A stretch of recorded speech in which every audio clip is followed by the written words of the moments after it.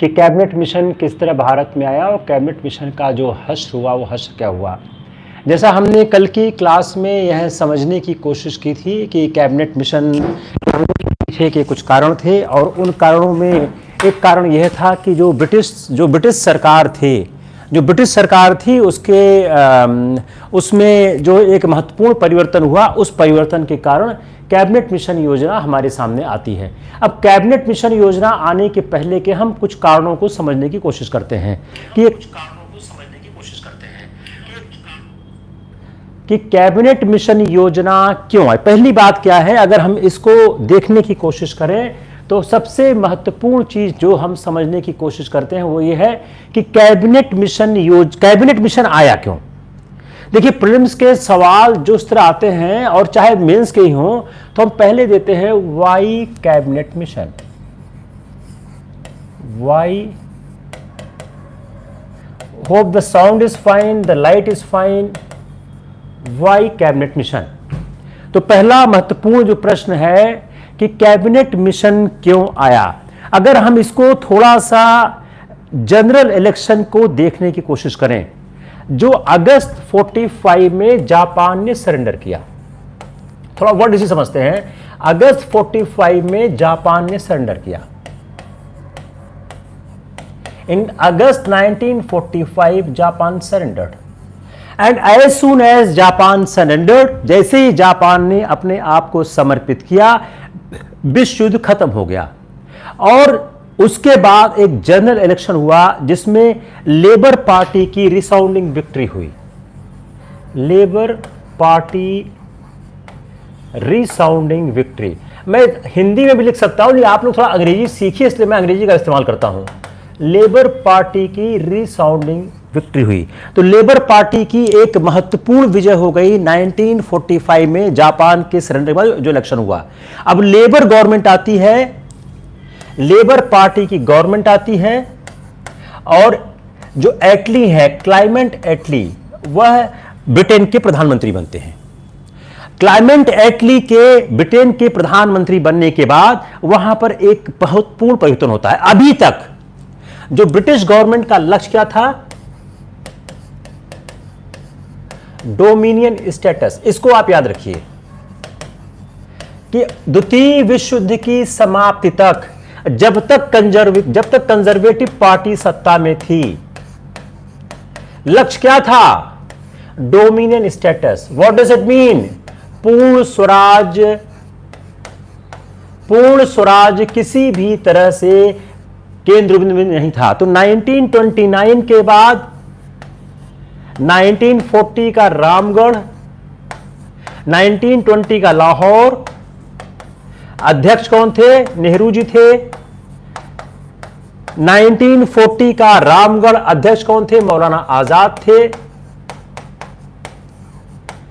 और द्वितीय विश्व युद्ध की समाप्ति तक 1945 तक क्या था, डोमिनियन स्टेटस ही था।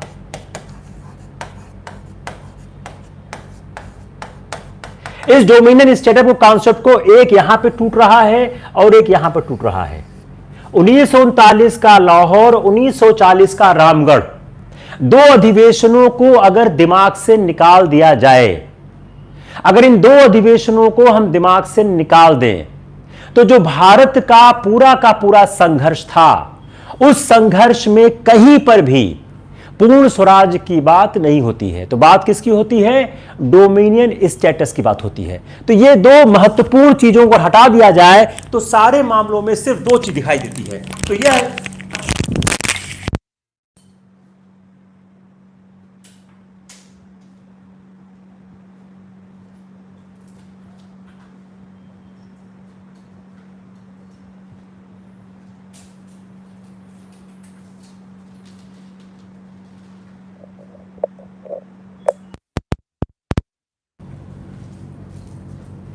यहां तक क्लियर हुआ है? It's clear, not clear? या क्लियर हुआ है या क्लियर नहीं हुआ? बोले फास्ट। आवाज तो नहीं चली गई, वॉइस आ रही ना?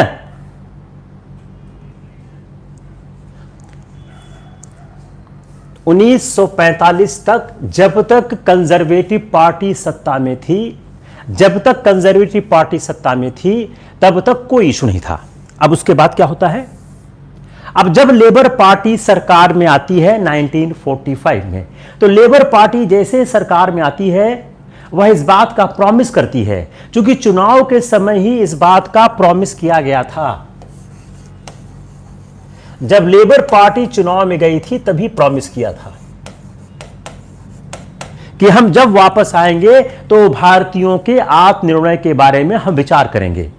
तो जैसे ही पार्टी सत्ता में आती है, वैसे ही वह अपनी एक विचारधारा सामने लेके आती है। इंडियंस, लेकिन समस्या क्या थी? भारत के साथ समस्या क्या थी? बहुत ध्यान सुनिएगा, कोई भी सवाल आएगा सॉल्व हो जाएगा। इंडियंस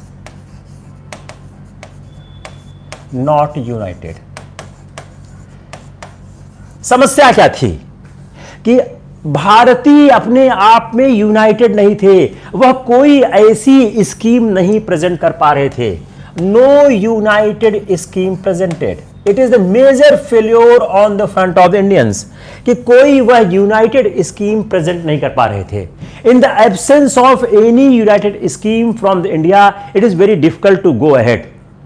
कांग्रेस और मुस्लिम लीग ने दो अलग अलग बातें कही। कांग्रेस, मुस्लिम लीग दोनों अलग अलग बात कह रही थी, दोनों एक होकर कोई बात कह पाने की हालत में नहीं थी। मुस्लिम लीग इस बात को इंसिस्ट कर रही थी। मुस्लिम लीग क्या बोल रही थी? Acceptance of Pakistan. इसको ध्यान सुनिएगा, acceptance of Pakistan, condition president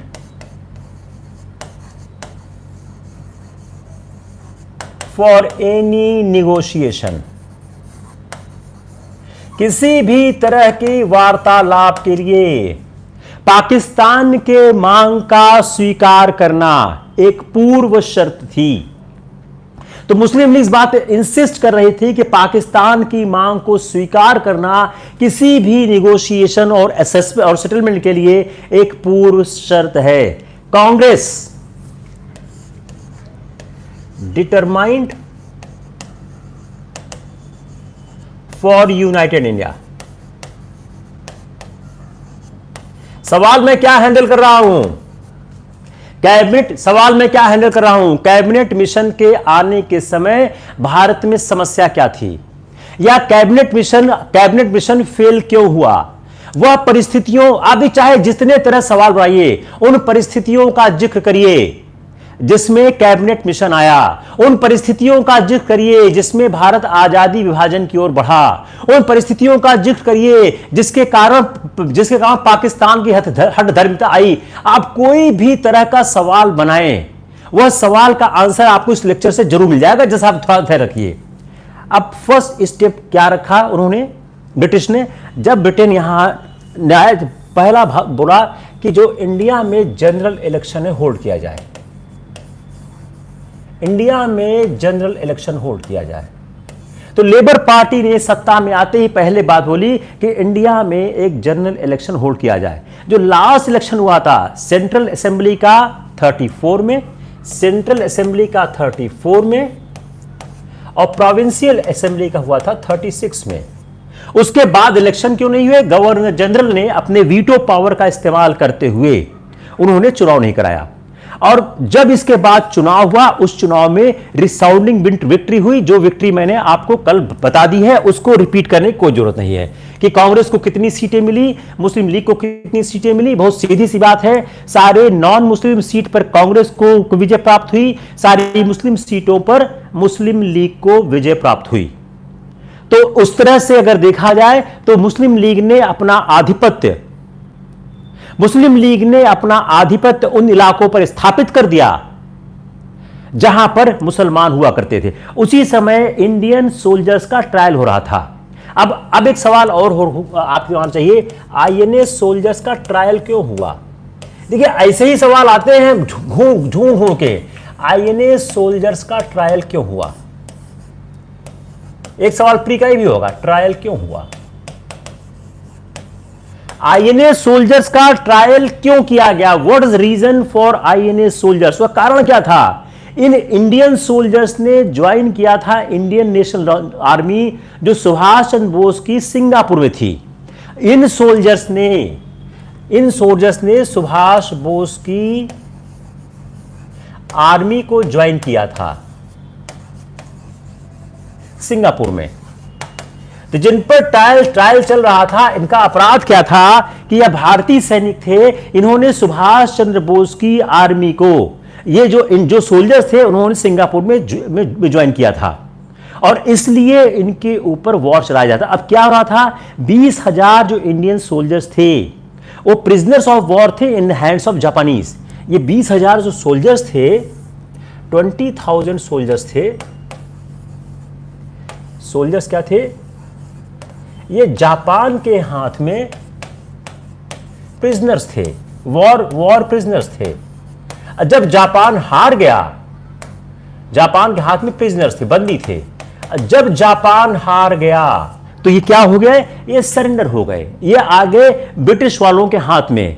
और जो मिलिट्री अथॉरिटीज थी, उन्होंने जो भी उनके पास एविडेंस था, उन्होंने चार्जेस उनके खिलाफ लगाए। चार्ज क्या लगाए? War against king. चार्ज क्या लगाए? War against king. क्लियर हो नहीं हो रहा है?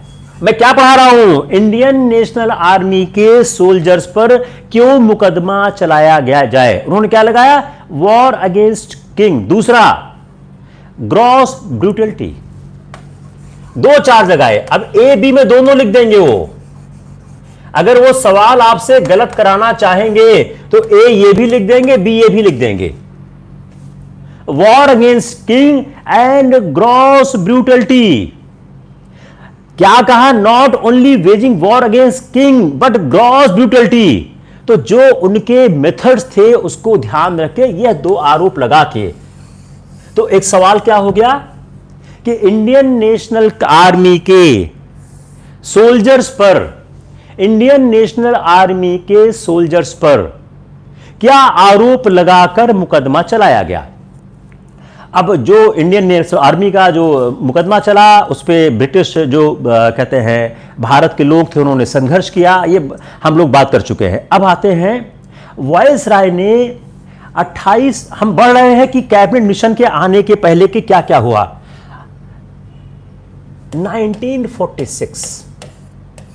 1946 में वायसराय ने 28 जनवरी 1946 में वायसराय ने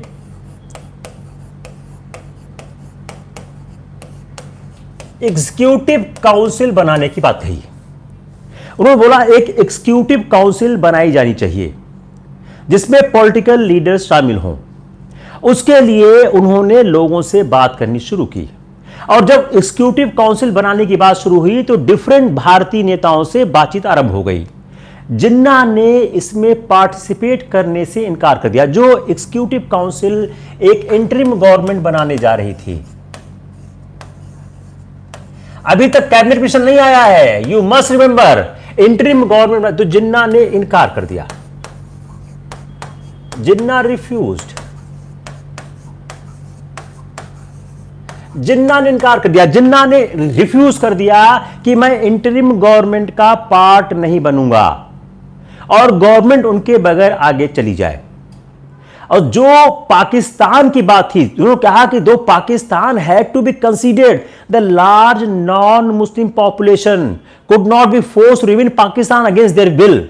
लॉर्ड वोवेल ने जो कंसल्टेशन किया, कंसल्टेशन के बाद जो फ्यूचर प्रोग्राम और कन्वेंशन किया, उनमें 2 इंपॉर्टेंट डिसीजन थे। पहला क्या था? अगर जिन्ना चूंकि रिफ्यूज करने वाले थे, अगर जिन्ना रिफ्यूज कर देते हैं तो इंटरिम गवर्नमेंट जिन्ना के बगैर बनाई जाए। अगर जिन्ना के इनकार करने की बहुत संभावनाएं थी, तो जिन्ना अगर इनकार करते हैं तो इंटरिम गवर्नमेंट विदाउट जिन्ना, इंटरिम गवर्नमेंट विदाउट जिन्ना, इंटरिम गवर्नमेंट विदाउट जिन्ना। अगर जिन्ना इनकार करते हैं तो इंटरिम गवर्नमेंट जिन्ना के बगैर बनाई जानी चाहिए। दूसरी बात क्या कही उन्होंने कि पाकिस्तान की मांग को तो माना जा रहा है, लेकिन जो लार्ज नॉन मुस्लिम पॉपुलेशन है ईस्ट पंजाब में, वेस्ट पंजाब में, उसको फोर्स नहीं किया जाएगा पाकिस्तान में against their will. Second, Pakistan की मांग तो ठीक है, मानते हैं, लेकिन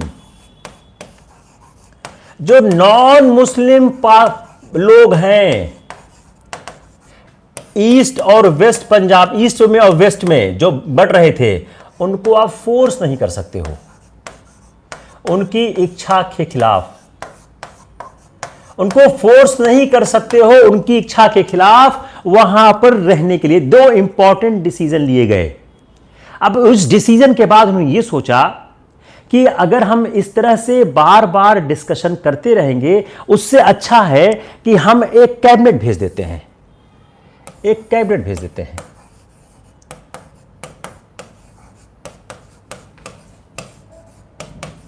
और जो कैबिनेट मिशन है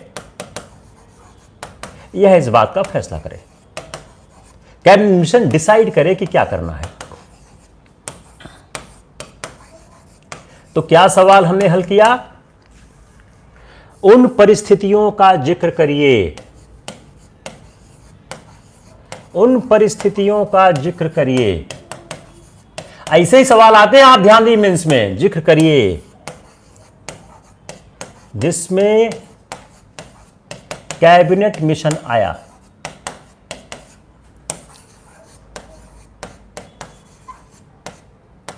क्लियर हो गया?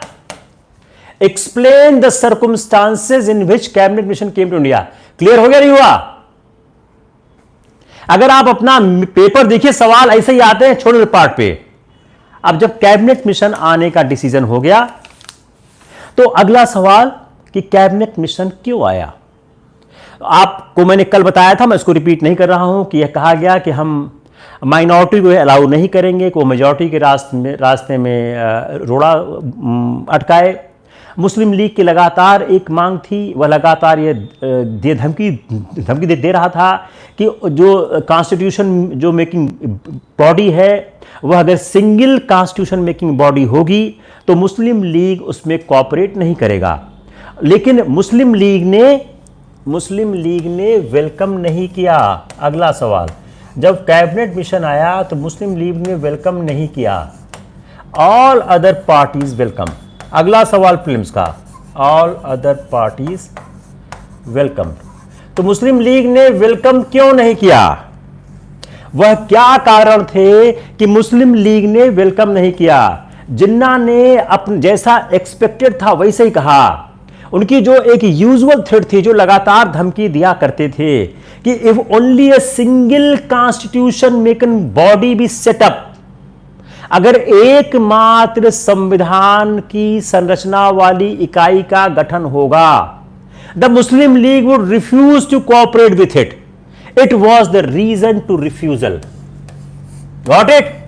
एक सवाल और क्या तैयार हुआ कि मुस्लिम लीग ने कैबिनेट मिशन का स्वागत क्यों नहीं किया। उन्होंने बोला कि if a single constitution making body is going to be set up, the Muslim League will not welcome it. अगला सवाल, objective of the Cabinet Mission. मैंने सारे सवाल बनाए तब आपका लेक्चर तैयार किया। ऑब्जेक्टिव ऑफ द, चूंकि आप लोगों ने कल कैबिनेट मिशन का सवाल बहुत गलत किया, बहुत ज्यादा गलत किया। Objective of the Cabinet mission, cabinet Mission का ऑब्जेक्टिव क्यों था, क्या था? जो कैबिनेट मिशन आया इसका ऑब्जेक्टिव क्या था? इसका दो ऑब्जेक्टिव था। एक क्या था? Machinery for drawing of the constitution,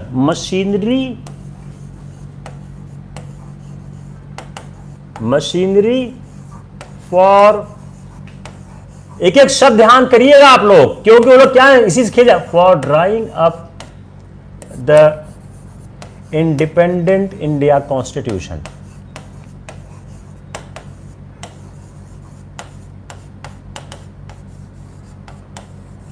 point number 1 clear हुआ? Machinery for drawing of the independent India constitution, इस बात के संयंत्र की संरचना करने की जाए जो इंडिपेंडेंट इंडिया के, जो स्वतंत्र भारत के संविधान को बना सके। दूसरा, necessary arrangement for an interim government, necessary arrangement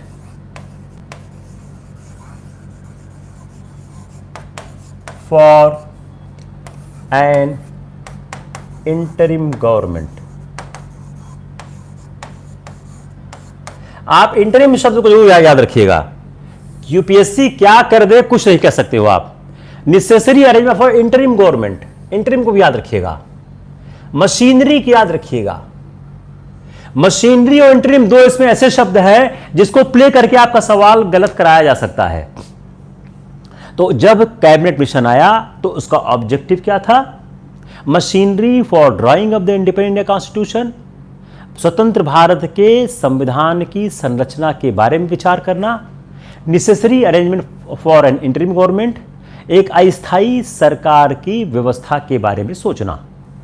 अब कांग्रेस पार्टी जो रिप्रेजेंट कर रही थी large number of the population of India, ये इसके सामने एक समस्या खड़ी हो रही थी कि मुस्लिम लीग चाह रही थी कि आप मुसलमानों के रिप्रेजेंटेशन की बात अस्वीकार कर दीजिए।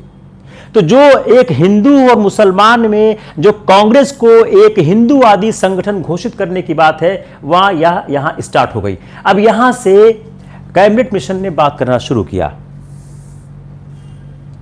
Gandhi and Jinnah, Gandhi represent कर रहे हैं कांग्रेस को, जिन्ना मुस्लिम लीग को। Gandhi and Jinnah on cabinet mission.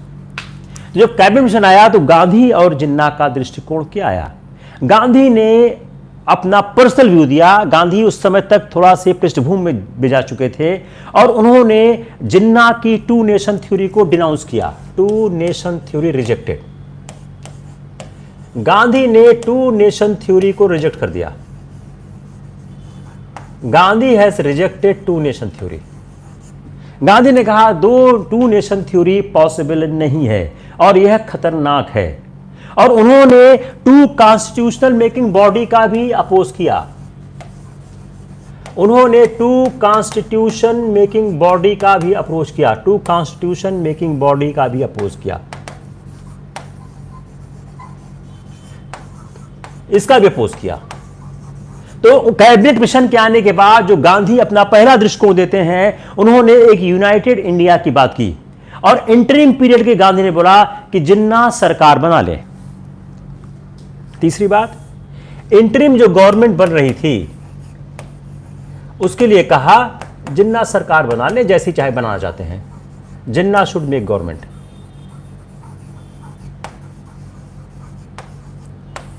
जिन्ना सरकार बना ले, उसमें गांधी कोई आपत्ति नहीं थी, बल्कि गांधी चाहते थे कि जिन्ना सरकार बना ले, उससे देश का विभाजन रुक जाएगा। और गांधी ने सुझाव दिया कि वह जिन्ना गवर्नमेंट फॉर्म करें और जैसी चाहे वैसी मिनिस्ट्री वो स्वीकार करें। और अगर वह रिफ्यूज करते हैं, इफ जिन्ना रिफ्यूजिंग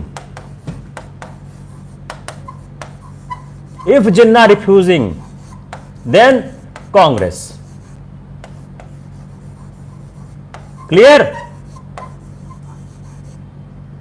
अगर जिन्ना इनकार करते हैं, if Jinnah refusing then Congress. Clear not clear? बताइए। नहीं क्लियर हो फिर ट्राई करें। अगर जिन्ना इनकार करते हैं तब कांग्रेस इस काम को अपने हाथ में ले। अब जिन्ना के पास जो थी, वो हमेशा जिन्ना ये चाहते थे कि भारत का विभाजन हो और जिन्ना ने पाकिस्तान की मांग रखी। और जिन्ना ने कहा क्या? जिन्ना ने कुछ बात लॉजिकल भी कही, ऐसा नहीं है कि नहीं कही। जिन्ना ने ये कहा कि भारत में जो हिंदू और मुसलमान हैं, आरसी मजूमदार का व्यू पॉइंट है कि जो जिन्ना कह रहे थे वह कई मामलों में ठीक भी था। तो उन्होंने कहा कि जिन्ना ने कहा कि जो भारत है वह एक देश रहा ही नहीं है।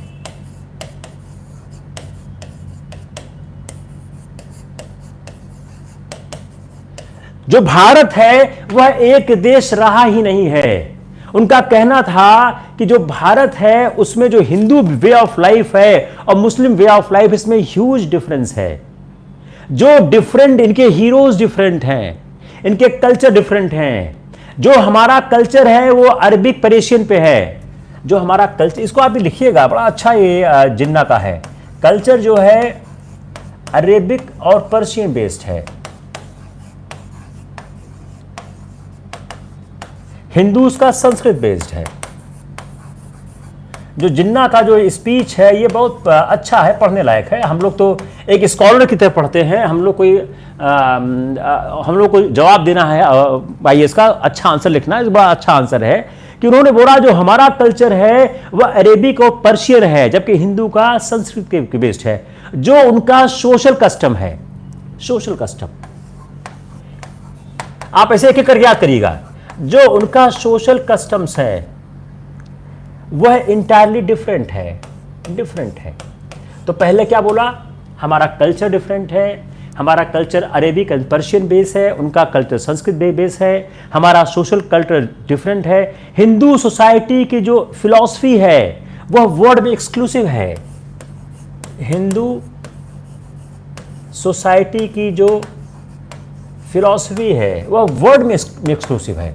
बात सही भी है, जो फिलॉसफी है क्या है, वह वर्ड में एक्सक्लूसिव है। जो हिंदू सोसाइटी की फिलॉसफी है वह वर्ड में एक्सक्लूसिव है, कहीं वो प्राप्त नहीं होती है। और उस फिलॉसफी से मुसलमानों का कोई लेना देना नहीं है। और मुस्लिम और हिंदू जिस तरह से हजारों साल से रह रहे हैं, जो लिविंग है हिंदू मुस्लिम की, लिविंग फ्रॉम थाउजेंड्स ईयर्स, वो डिफरेंट है। एक ही इलाके में मुस्लिमों के रहने का इलाका और हिंदुओं के रहने का इलाका अलग अलग है। तो जो को एग्जिस्टेंस है वह बहुत बेहतर नहीं है। तो जिन्ना ने इन बातों को कहते हुए जो एक एकीकृत भारत की संकल्पना थी उसको इनकार कर दिया। अगर हम जिन्ना और गांधी के व्यू पॉइंट को कंपेयर करें, जिन्ना का व्यू पॉइंट कई मामलों में रियलिस्टिक था as far as the philosophical angle is concern. जो मेन पॉइंट था, जो जिन्ना हमेशा अवॉइड करते थे, कि जो ज्योग्राफी है और जो मेन पॉइंट था जिस पे जिन्ना आंसर नहीं करते थे, जियोग्राफी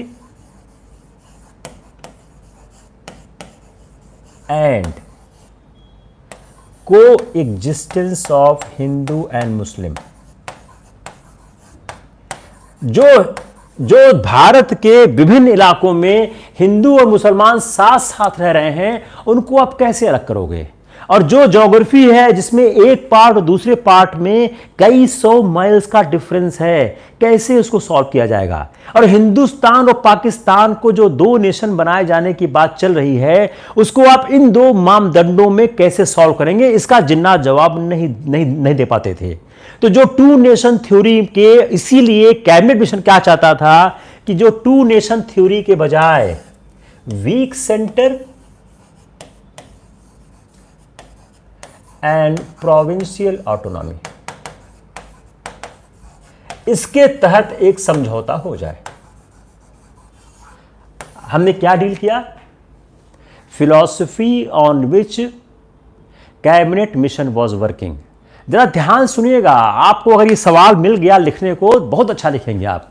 हमने क्या हैंडल किया कि philosophy on which cabinet mission was working, cabinet mission किस फिलॉसफी पे काम कर रहा था, उसमें हमने क्या दिखाने की कोशिश की? गांधी का व्यू पॉइंट क्या था, जिन्ना का व्यू पॉइंट क्या था, जिन्ना के व्यू पॉइंट का दार्शनिक फिलॉसफिकल बेसिस क्या था, जिन्ना किन दो बातों का जवाब नहीं देना चाह रहे थे, जवाब नहीं दे पा रहे थे। एक था ज्योग्राफी का, दूसरा जो पूरे भारत के हर इलाके में, हर कॉर्नर पे, हर गांव पे, हर शहर में हिंदू मुस्लिम साथ साथ रह रहे हैं, उनको आप अलग कैसे करोगे? इस बात का जवाब जिन्ना के पास नहीं हुआ करता था, इस बात का जवाब था भी नहीं। तो यह दो महत्वपूर्ण चीजें थी। इस बात को ध्यान में रखते हुए कैबिनेट मिशन ये ध्यान दे रहा था कि कैसे हम इस मामले को सुलझाए। बात यहीं तक नहीं खत्म हुई, हम एक बात और करते हैं जो जनरली किताबों में नहीं मिलता है। दलित इशू इन कैबिनेट मिशन। जो कैबिनेट मिशन आया, जिस तरह से उन्होंने हिंदू और मुसलमान ने किया, उसमें दलित इशू क्या था? What was a Dalit issue in cabinet mission? दो आदमी काम कर रहे थे, बी आर अंबेडकर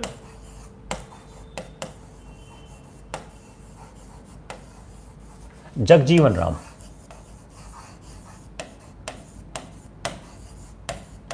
दो लोग दलित इशू को लेके संजीदा हो चुके थे। तो जो इनको क्या बोलते, नॉन कास्ट हिंदू, इनको नॉन कास्ट हिंदू कहा जाता था। इसमें दो जो डिफरेंट ऑर्गेनाइजेशन रिप्रेजेंट कर रही थी, ये जो कहते हैं, जो ऑर्गेनाइजेशन अंबेडकर की थी वो एससी फेडरेशन थी, SC scheduled caste federation.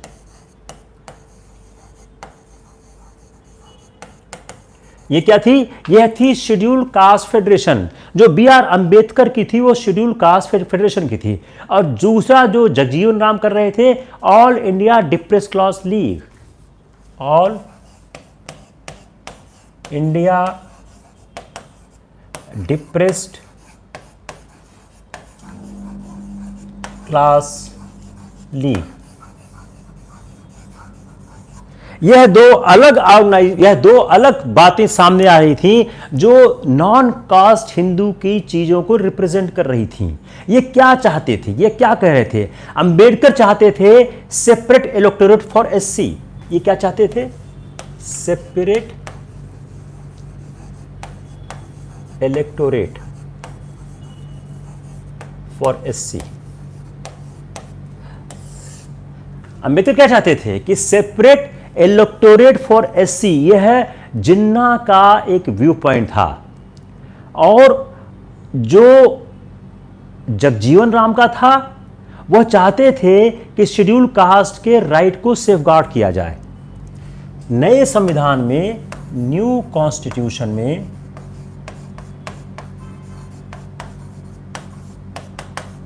Schedule caste के राइट को सेफगार्ड किया जाए।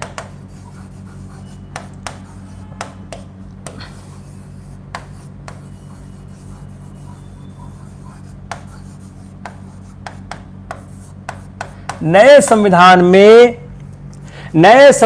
में जो शेड्यूल कास्ट के राइट को सेफगार्ड किया जाए, तो एक सजेशन आया, instead of 2 ad hoc committees for constitution. जो उन्होंने सजेशन दिया कि जो उन्होंने यह बात कही कि जो शेड्यूल कास्ट के राइट को सेफगार्ड करने के लिए जो डिप्रेस कर रही है, और उन्होंने यह सजेस्ट किया कि जो schedule caste members of provincial legislature should form an electoral college for selecting their representative.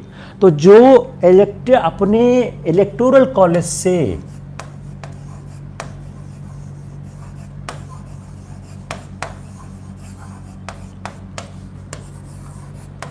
अपने इलेक्टेड रिप्रेजेंटेटिव सिलेक्ट करें।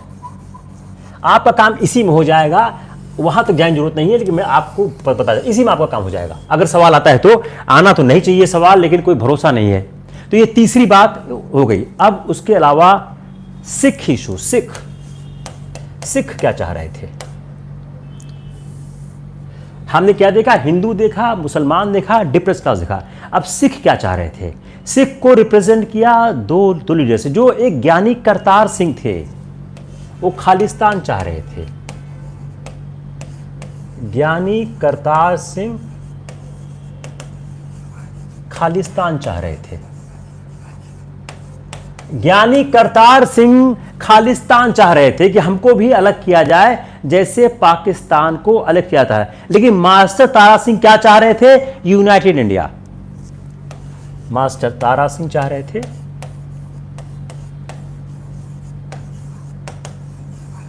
United India. Master Tara Singh क्या चाह रहे थे? United India. तो जो सिखों का देखा जाए तो सिखों का भी दो व्यू पॉइंट था कि एक व्यू पॉइंट चाह रहा था कि हमको खालिस्तान दिया जाए, और दूसरा चाह रहा था यूनाइटेड इंडिया। अगर इंडिया डिवाइडेड होता है तो उन्होंने सिखों के लिए एक अलग स्टेट की मांग की। जो ये गुट था, इसने क्या बोला? अगर इंडिया डिवाइड होता है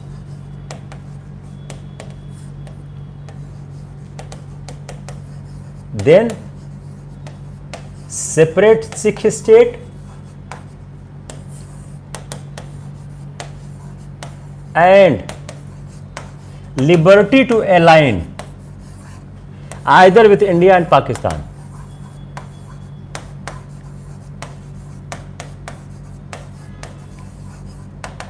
क्लियर हुआ? थोड़ा पॉज लेते हैं, या 2 मिनट का पॉज लेते हैं, सोचिए आप लोग इसको। क्लियर हो नहीं हुआ?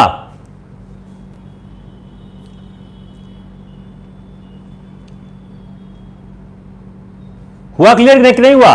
Very good, very good. मजा आ रहा नहीं आ रहा है?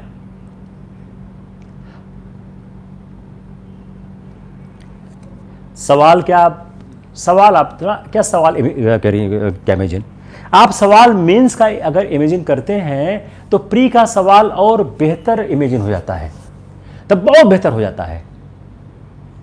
कैबिनेट, आप सवाल जस्ट इमेजिन ए क्वेश्चन, कैबिनेट मिशन के आने के समय विभिन्न दलों की क्या प्रतिक्रियाएं थीं? और कैबिनेट मिशन, देखिए बड़ा यूनिक क्वेश्चन बना रहा हूं मैं। कैबिनेट मिशन के आने के समय भारत के विभिन्न दलों की क्या प्रतिक्रियाएं थीं? उन प्रतिक्रियाओं का कैबिनेट मिशन में उन प्रतिक्रियाओं को कैबिनेट मिशन में आवाज कैसे मिली? और कैबिनेट मिशन के असफलता में उन प्रतिक्रियाओं का क्या योगदान है? What were the reactions of the different communities when Cabinet Commission came in India? How those reactions has a voice in the Cabinet Mission, and how far they are responsible for failure of the Cabinet Mission? Got it? आगे चलें। हमने क्या क्या कर लिया?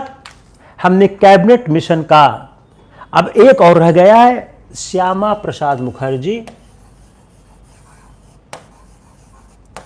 जिन्होंने किसको represent किया? हिंदू महासभा को। ये इतना इंपॉर्टेंट नहीं है, लेकिन क्या है, जब सब बता दिया तो इसको ही क्यों छोड़ना। श्यामा प्रसाद मुखर्जी, जिन्होंने किसको रिप्रेजेंट किया? हिंदू महासभा को। वो क्या चाहते थे? इंटीग्रिटी ऑफ इंडिया, कि भारत स्वतंत्र हो और भारत जो है विभाजित न हो। अब जब यह सारा मामला हो गया, जिन्ना ने क्या किया? उन्होंने एक मीटिंग कॉल की। अब नाउ कम ऑन द, हम अब जिन्ना पे जाते हैं, क्योंकि जिन्ना बड़े मास्टर प्लेयर्स हो चुके थे। जिन्ना ने उस समय क्या किया? सारे इलेक्टेड लोगों की, जो मुस्लिम इलेक्टेड थे, इलेक्टेड लोगों की मीटिंग बुलाई। Jinnah has called a meeting of all elected person. जितने मुस्लिम इलेक्टेड लोग थे असेंबली के, जिन वेरियस लेजिस्लेचर्स के, उनकी एक मीटिंग कॉल की, और उन्होंने एक लेंदी रेजोल्यूशन पास किया, जिसमें डिमांड क्या किया? Sovereign state of Pakistan. उन्होंने सॉवरेन स्टेट ऑफ पाकिस्तान की मांग कर ली, और पाकिस्तान का उन्होंने एरिया डिमार्केट कर दिया कि हमको पाकिस्तान क्या चाहिए।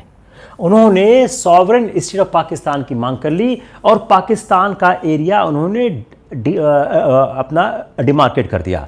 उसमें जो एरिया थे, उसमें 6 प्रोविंस थे, Bengal, Assam, north east, Punjab, north frontier province, जो हमने पढ़ा हुआ है। तो 6 प्रोविंस हम लोग पढ़ा हुआ, उसको हम लोग रिपीट नहीं करते हैं।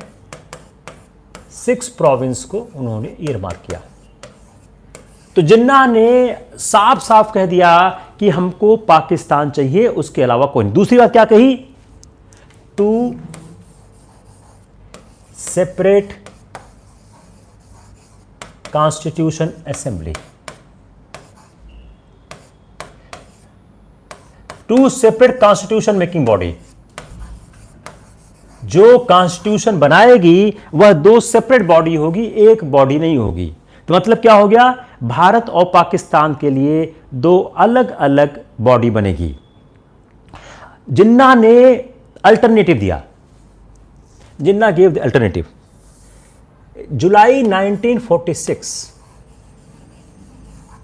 जिन्ना ने अपना अल्टरनेटिव दिया। जिन्ना गेव अल्टरनेटिव, जिन्ना ने अपनी बात कही कि वो चाहते क्या हैं। जिन्ना ने अल्टरनेटिव अपनी बात की। उन्होंने क्या कहा? पहली बात कही कि पाकिस्तान सोवरेन स्टेट होगा,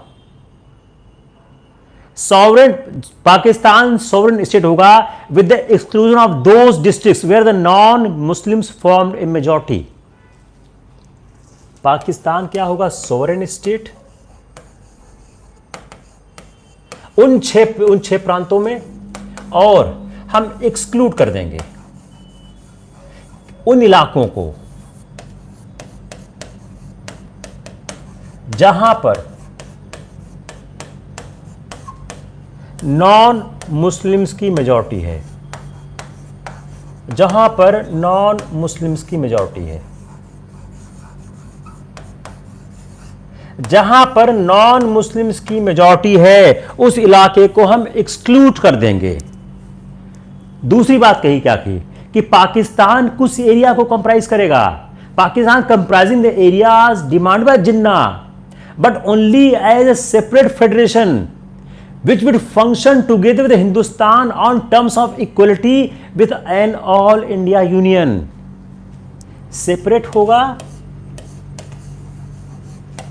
और फेडरेशन बनेगा on equality all India level पे।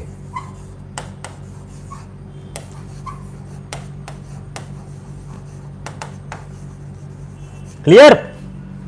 उन्होंने क्या बोला कि सॉवरेन पाकिस्तान होगा, उन इलाकों को एक्सक्लूड कर देंगे जहां पे उन डिस्ट्रिक्ट्स को जहां पे नॉन मुस्लिम की मेजॉरिटी है, और पाकिस्तान का जो एरिया होगा जो जिन्ना ने मांगा वह एक सेपरेट फेडरेशन होगा which will function together Hindustan on terms of equality with an all India union for the essential purposes of defence and foreign affair. अभी भी आप ध्यान दीजिए, पाकिस्तान पूरा नहीं बन रहा है।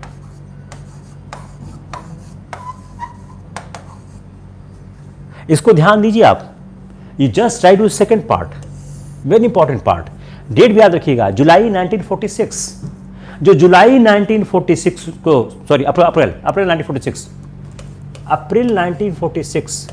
अप्रैल 1946 में जिन्ना खुद कह रहे हैं, you read the Jinnah's second point, separate होगा। Again listen carefully, Pakistan comprising the area, what Jinnah is asking, Pakistan is comprising an area demanded by me but only as a separate federation। अब आगे सुनिए, बहुत महत्वपूर्ण है, क्या बोलते हैं? which would function together with the Hindustan, जो भारत के साथ मिलकर काम करेगा। अगला, on terms of equality with an all India union for the essential purpose of defense and foreign affairs। आप इसको जरूर लिखना अगर मौका मिलेगा। प्रीलिम्स पे इतना टफ तो नहीं आना चाहिए। Got it? मैं क्या कहने की कोशिश कर रहा हूं, अप्रैल 1946 में भी जिन्ना की जो बात थी, उस बात में पाकिस्तान अलग होकर भी इंडिया के साथ आने की बात कह रहा था कि इक्वल टर्म्स पे दो देश बने। उन देशों के बीच जो डिफेंस और फॉरेन अफेयर, ये भी याद रखना, सिर्फ दो थे, तीसरा कुछ नहीं था। डिफेंस एंड फॉरेन अफेयर्स, इन पर वह एक कोई समझौता करेंगे, एक बात करेंगे, लेकिन इक्वल टर्म में बात करेगा। Jinnah decided the against of Indian union, लेकिन क्या किया? इंडियन यूनियन के अगेंस्ट था। Again listen carefully, Indian union के अगेंस्ट था। एकीकृत भारत की बात नहीं थी। Try to differentiate this point. एकीकृत भारत की बात नहीं थी, दो अलग अलग इक्वल स्टेटस के राज्य बनेंगे। डिफेंस और फॉरेन अफेयर के बारे में हम कोई समझौता करेंगे, क्योंकि इसको सॉल्व करना आवश्यक है, लेकिन यह इंडियन यूनियन की बात नहीं थी। उन्होंने डिक्लेयर किया कि the domination of the Muslims by the Hindus could not B preserved by any scheme. ऐसी कोई स्कीम स्वीकार नहीं होगी जिसमें डोमिनेशन ऑफ हिंदूज को हो। जिन्ना ने कहा कि जो प्रिंसिपल ऑफ द पाकिस्तान को जब कंसीड कर लिया गया है कि अगर प्रिंसिपल ऑफ पाकिस्तान को कंसीड करो, अगर आप प्रिंसिपल ऑफ पाकिस्तान को कंसीड करो, then negotiation. If you are conceding the principle of Pakistan, अगर आप पाकिस्तान की मांग को स्वीकार करते हो तब हमसे नेगोशिएशन की बात करो। अगर वो आप नहीं करते हो तब वह नहीं होती है। जिन्ना ने कंडीशन रखा। अब कैबिनेट मिशन क्या कर रहा है? वो लगातार डिस्कशन कर रहा है, वो चाह रहा है कोई सोल्यूशन निकले। जिन्ना ने कंडीशन रखी, जिन्ना ने फर्स्ट टाइम एग्रीमेंट दिया to enter in common union. Jinnah ने एग्रीमेंट दिया first time, Jinnah agreed first time. किसमें एग्री किए? To enter in union.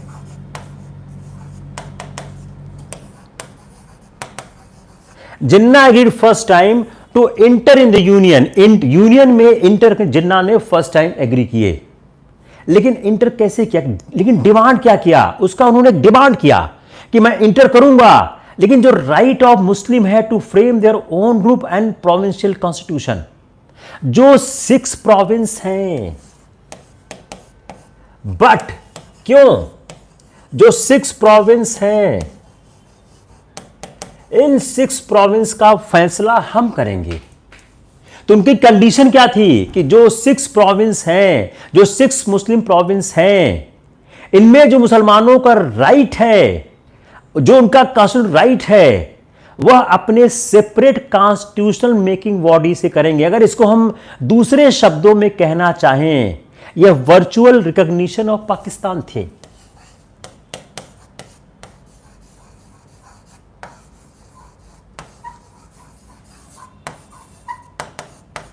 यह वर्चुअल रिकॉग्निशन ऑफ पाकिस्तान थी। It was the virtual recognition of Pakistan. कोई प्रॉब्लम? बहुत आराम से चल रहे हैं। अगर फास्ट हो हम और स्लो कर देते हैं। कैबिनेट मिशन का सवाल सिविल सर्विसेज में सही नहीं होता है। इस बात को आप उम्मीद करना छोड़ दो कि कैबिनेट मिशन में ग्रुप एबीसी पूछेंगे। इस बात की उम्मीद छोड़ दो कि कैबिनेट मिशन में कौन कौन मेंबर थे। पीसीएस की बात मैं नहीं कर रहा हूं, मैं आईएएस की बात कर रहा हूं। आईएएस में कैबिनेट मिशन का सवाल घुमा दिया जाए, सही करना बहुत मुश्किल है। तो क्या हुआ, मैं फिर से रिपीट करता हूं, एकदम याद आ जाएगा आपको, एकदम याद आ जाएगा।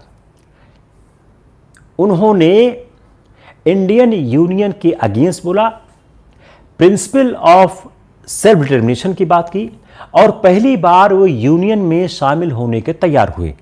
लेकिन जो यूनियन में शामिल होने को तैयार हो रहे थे, उसके लिए उन्होंने क्या शर्त रखी? फर्स्ट टाइम ही एंटर टू एग्री यूनियन। लेकिन क्या बोला कि जो 6 प्रोविंस उन्होंने डिटरमाइन किए हैं, उस 6 प्रोविंस में जो 6 मुस्लिम प्रोविंस हैं, उसमें एक सेपरेट कॉन्स्टिट्यूशनल मेकिंग बॉडी बननी चाहिए। अगर इसको हम आसान भाषा में कहना चाहें तो it's a virtual recognition of the Pakistan. Congress rejected.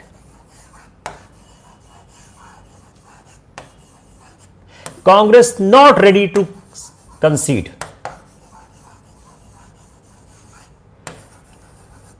Congress स्वीकार करने को तैयार नहीं थी। कांग्रेस ने इसको रिजेक्ट कर दिया कि नहीं, ये बात नहीं हो सकती है। अब उसके बाद कैबिनेट मिशन ने अपना एक इंपॉर्टेंट सेटलमेंट इशू किया कि चूंकि अब कैबिनेट मिशन आ गया डिसीजन पे कि देयर इज नो एग्रीमेंट, आप लोगों में कोई एग्रीमेंट नहीं हो रहा है। अगर हम ये कहें कि जो हमारा विभाजन हुआ है यह हमारी अपनी विफलता है, तो कोई गलत बात नहीं होगी। हम अपने आप, हम लोग कोई ऐसा फ्रंट पेश करने में सफल ही नहीं हो सके जिस पे एक वर्केबल सॉल्यूशन आ सके। जब ब्रिटेन आजादी देने को तैयार हो चुका था, वो हमसे पूछ रहा था कि आप कोई सॉल्यूशन हमको दीजिए। हम बुरी तरह से फेल हुए किसी सॉल्यूशन को देने के लिए। हम बुरी तरह से फेल हुए, हम कोई भी सॉल्यूशन दे नहीं पाए उनको। तो जो वर्चुअल रिकॉग्निशन था वो पाकिस्तान का हो चुका था। और अब कैबिनेट मिशन क्या बोलता है कि चूंकि आपका कोई एग्रीमेंट नहीं है तो ये हमारी ड्यूटी है कि हम एक अरेंजमेंट दें ताकि एक नया कॉन्स्टिट्यूशन सेटअप हो। Now cabinet mission in action.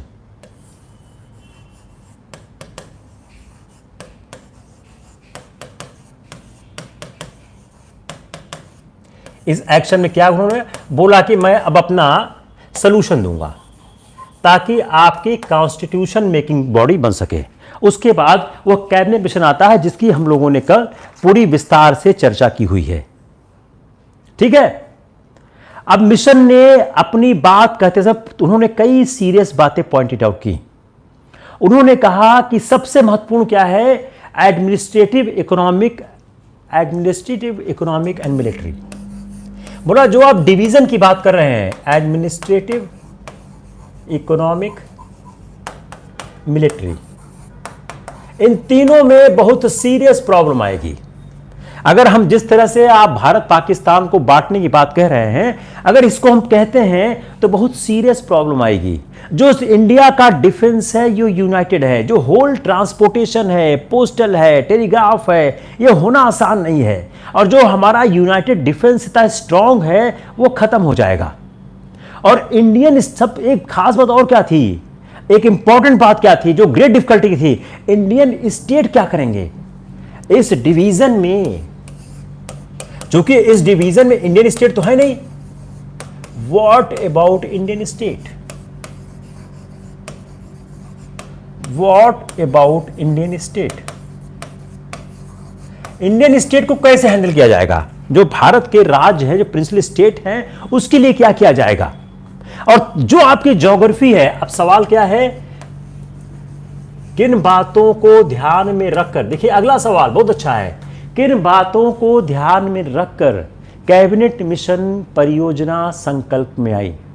Again frame question, cabinet mission परियोजना, अगर उसको हम एक जस्टिफिकेशन की तरफ पूछें, कैबिनेट मिशन परियोजना एक अच्छी परियोजना थी, वह भारत के विखंडन को बचा सकती थी। किन परिस्थितियों में कैबिनेट मिशन परियोजना आई और कैबिनेट मिशन परियोजना पे विभिन्न दलों के क्या विचार थे।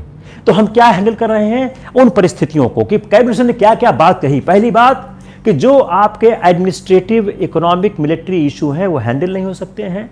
जो यूनाइटेड इंडिया का जो यूनाइटेड डिफेंस बहुत स्ट्रांग है। दूसरा जो इंडियन स्टेट्स उनका क्या करें। तीसरा ज्योग्राफी, जो दो हाफ होंगे, इधर का पाकिस्तान और इधर का पाकिस्तान, बीच में इंडिया, इन दोनों के बीच का सामंजस्य कैसे बनेगा। इसलिए हम ब्रिटिश गवर्नमेंट को एडवाइज नहीं कर पाएंगे कि दो अलग राज्य बनाए जाएं। Therefore, we can't advise to the government. We can't advise to government.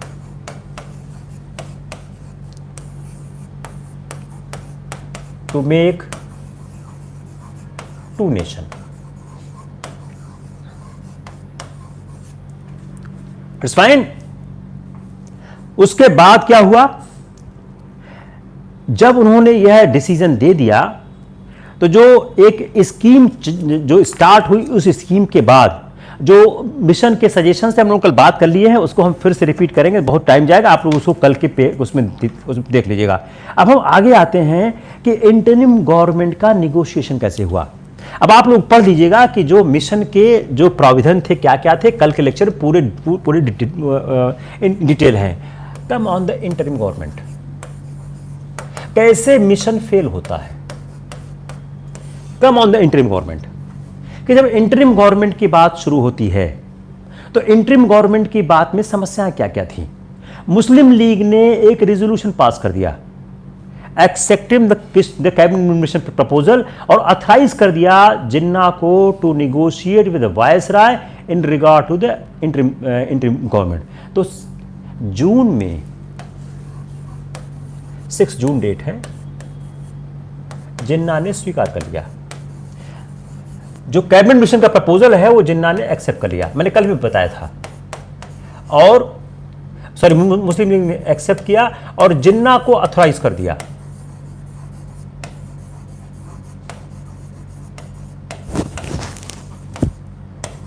कि आप वायसराय से नेगोशिएट करिए, कि आप वायसराय से नेगोशिएट करिए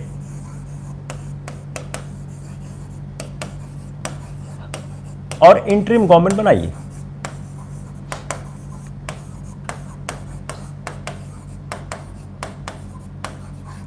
आप वायसराय से नेगोशिएट करिए और इंटरिम गवर्नमेंट बनाइए, उन्होंने जिन्ना को अधिकार दे दिया। अब जिन्ना ने वायसराय को चिट्ठी लिखी और उनको एश्योर किया कि, और उन्होंने जो एक वहां पर जो कहते हैं इंटरिम गवर्नमेंट बनने लग गई, उसमें 12 सदस्य थे, 12 member, 5 league, 5 Congress, 1 Sikh, 1 Indian Christian और Anglo Indian. 5 Congress, 5 league, 1 Anglo Indian, 1 Christian. यह 12 आदमियों की एक इंटरिम गवर्नमेंट बनाने की बात आई। अब वायसराय ने इस बात का एश्योरेंस देने से इनकार कर दिया।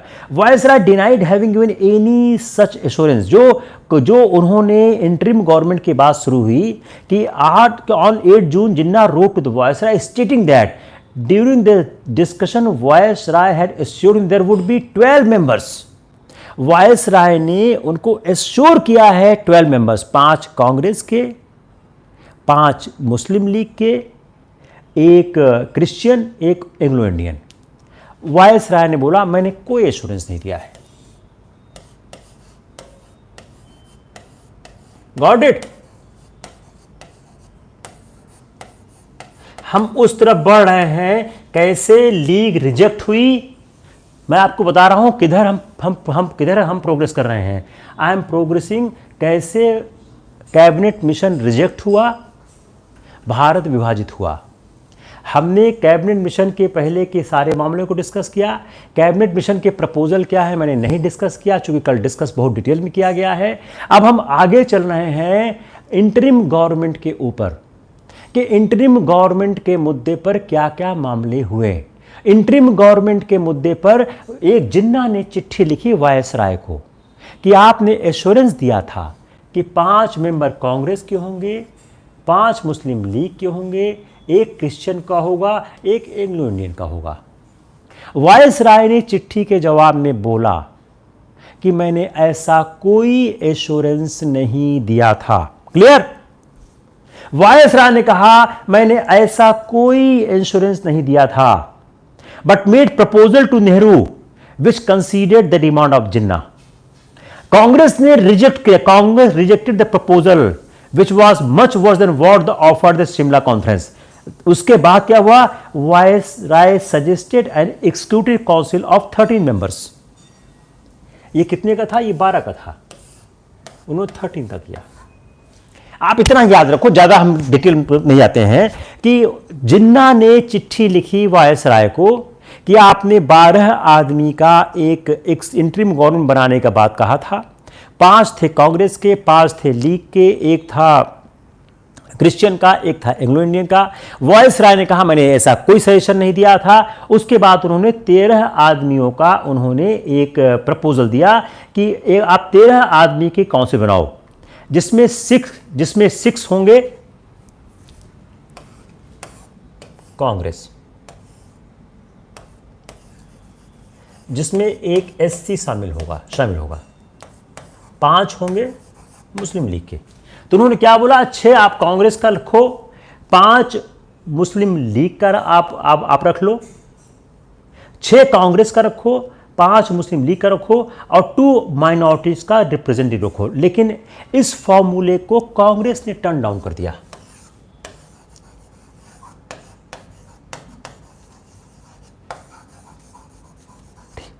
Got it? एक फार्मूला 12 का था जो कि कौन चाहती थी? लीग चाहती थी। 12, 13 लीग चाहती थी। क्या चाहती थी? 5 कांग्रेस, 5 लीग, बाकी तो छोड़ देते हैं। इन्होंने 13 दिया, 6 कांग्रेस, 5 लीग, इसमें एक SC, इसको कांग्रेस ने रिजेक्ट कर दिया। Got it? तो ये भी रिजेक्ट हो गया, वो भी रिजेक्ट हो गया, इसको कांग्रेस ने रिजेक्ट कर दिया। 5 मुस्लिम लीग एंड जो फॉर्मूला जो कांग्रेस ने रिजेक्ट किया, उससे क्या हो गया, एक डेडलॉक आ गया। तो कैबिनेट मिशन और वायसराय ने फाइनली एक स्टेटमेंट जारी किया 16 जून को, प्रपोज किया setup A interim government of 14%। अब 5-13, अब आ गया 14 पे।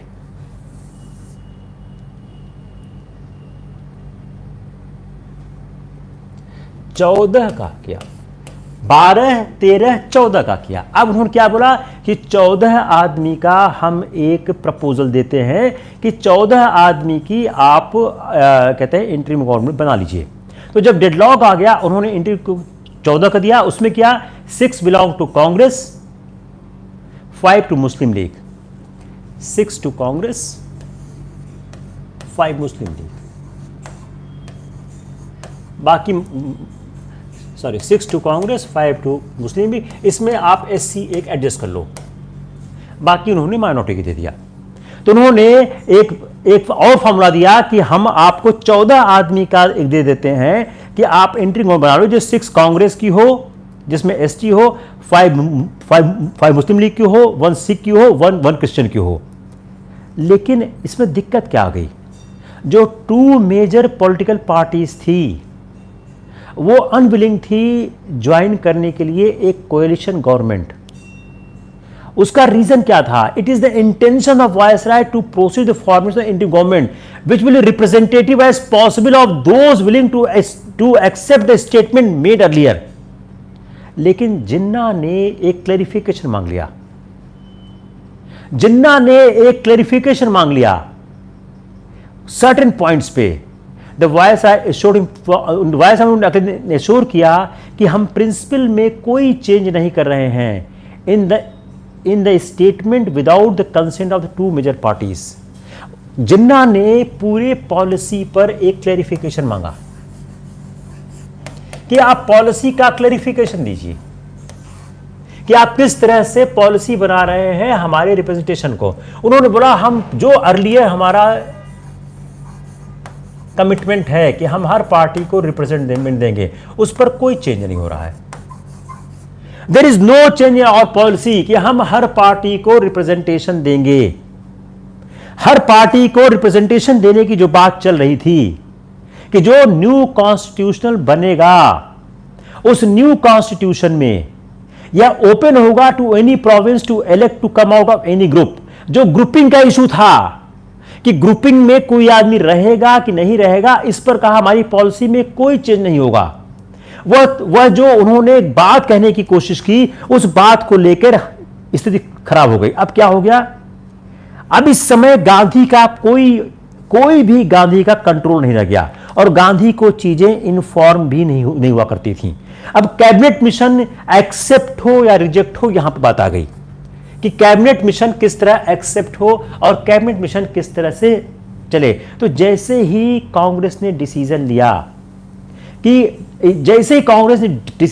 कैबिनेट मिशन पे, क्योंकि कांग्रेस एंड लीग उन्होंने ने अपने स्टेटमेंट में कैबिनेट मिशन को एक्सेप्ट कर लिया था। अब प्रपोजल क्या था, to set up a coalition government जिसमें दोनों पार्टी शामिल हों। जब निगोशिएशन चल रहा था फॉर इंटरिम गवर्नमेंट के लिए, जो लगातार फेल्योर की तरफ बढ़ रहा था, उसको देखते हुए जो जवाहरलाल नेहरू जो इलेक्टेड हो गए थे, जवाहरलाल प्रेसिडेंट हो गए थे कांग्रेस के, इनका बड़ा इंटरेस्टिंग स्टेटमेंट आता है। यह कहा जाता है जवाहरलाल नेहरू का यह स्टेटमेंट काफी जिम्मेदार है कैबिनेट मिशन के समापन में। उन्होंने अपना बात कहा, उन्होंने कहा as for he said that as far as he could see it would not question of Congress accepting any plan long or short. It was merely a question of their agreeing to enter into the Constitutional Assembly, nothing more than that. It is the statement कि हम सिर्फ constitution making body में inter कर रहे हैं। इसके अलावा कुछ भी नहीं। इसका मतलब क्या हुआ कि कैबिनेट मिशन की और सारी बातों से हम बंधे हुए नहीं है। कल भी मैंने एक चीज कही थी। इसका मतलब क्या हुआ कि हम कैबिनेट मिशन की और सारी बातों से बंधे हुए नहीं है। यस और no? Same thing I said yesterday. If you remember my yesterday lecture, the same thing I said. Got it? जो नेहरू का स्टेटमेंट था, जब यह इंटरिम गवर्नमेंट बनने में दिक्कत आ रही थी, जो नेहरू का स्टेटमेंट था, व्हाट वाज स्टेटमेंट? कि हम न दूरगामी न अल्पविधि, हम सिर्फ इस बात से बंधे हैं कि हम कॉन्स्टिट्यूशनल मेकिंग बॉडी के एक सिस्टम में प्रवेश कर रहे हैं। इससे ज्यादा कुछ भी नहीं। इसका तात्पर्य क्या हुआ कि कैबिनेट मिशन प्रपोजल के जितने भी बातें थी उसमें हमारी सहमति नहीं है। Got it? The exact statement that as far as he could see, it was not a question of the Congress accepting any plan long or short. It was merely a question of their agreeing to enter the Constitutional Assembly and nothing more than that. They would remain in assembly so long as they thought it for the India's good, and they come out when they thought it was injuring their cause. We are not, it is very important, we are not bound by a single thing except that we have decided for the moment to go to the Constitutional Assembly. It was a very interesting statement given by Jawaharlal Nehru. Nehru ने बाद में अपने statement को qualify किया। उन्होंने क्या बोला? उन्होंने एडमिट किया, Congress was bound by the procedure set down for the election of the candidates to the assembly, but then he added, what we do there, we are entirely and absolutely free to determine. Again see, जो clarification आता है, इसको आप लोग याद रखिए। जो नेहरू का क्लैरिफिकेशन आता है, वह क्लैरिफिकेशन भी क्या बोलता है? हम कॉन्स्टिट्यूशन असेंबली में जाएंगे, जो हमको ठीक लगेगा वह हम वहां पर करेंगे। अब इसके बाद क्या हुआ?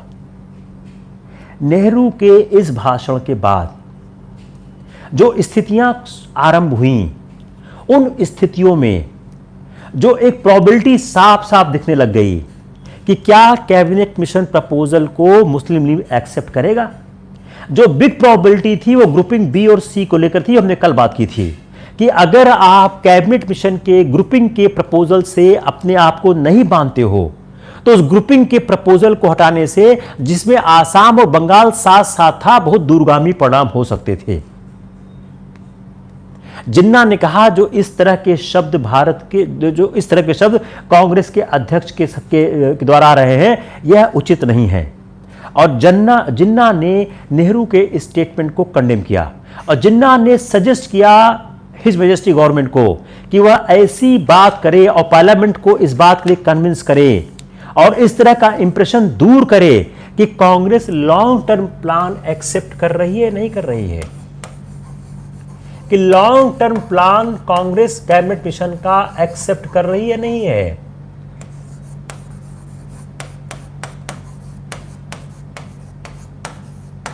जो कैबिनेट मिशन का लॉन्ग टर्म प्लान, जो आपको मैं पूरा प्लान पढ़ाया, उस प्लान को यह एक्सेप्ट कर रही है, नहीं कर रही है। जो ब्रिटिश जो कैबिनेट थी, उसने पूरी कोशिश की जिन्ना को सेटिस्फाई करने के लिए। कांग्रेस और मुस्लिम लीग एग्री कर गए कॉन्स्टिट्यूशन मेकिंग बॉडी में एक बार जाने के लिए, लेकिन अल्टीमेटली क्या हुआ? कैबिनेट मिशन फेल हो गया। अब जब कैबिनेट मिशन फेल हो गया, तो ब्रिटिश, जब ये फेल हो गया, तो कैबिनेट मिशन ने सरेंडर कर दिया, बोला अब मुझसे नहीं हो सकता है।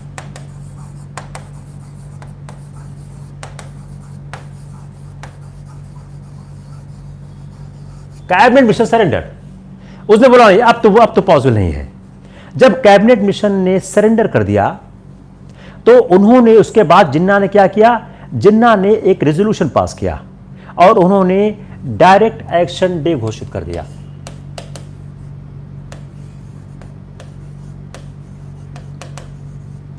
जिन्ना ने डायरेक्ट एक्शन डे घोषित कर दिया, सीधी कार्यवाही दिवस घोषित कर दिया। यह कब थी? यह 16 अगस्त को थी।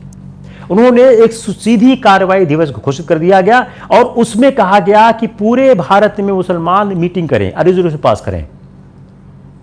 उसके बाद जो दंगा हुआ, हंगामा हुआ, जिस तरह की घटनाएं हुई, उन घटनाओं के बाद भारत विभाजन के अलावा कोई और रास्ता नहीं रह गया। फिर भारत विभाजन की घोषणा हो गई। Got it. उसके बाद जो जून का प्लान आया कि हम अक्टूबर तक कहते हैं देश छोड़ देंगे, और उन्होंने डायरेक्ट एक्शन डे में जिस तरह की घटनाएं हुई, जिस तरह से बंगाल और नोआखलीम हुआ, उसको देखते हुए कोई रास्ता नहीं बचा बल्कि सिवाय इसके कि भारत को विभाजित कर दिया जाए। अब एक सवाल यह आता है, उसके बाद आता है माउंटबेटन प्लान। फिर आता है माउंटबेटन प्लान।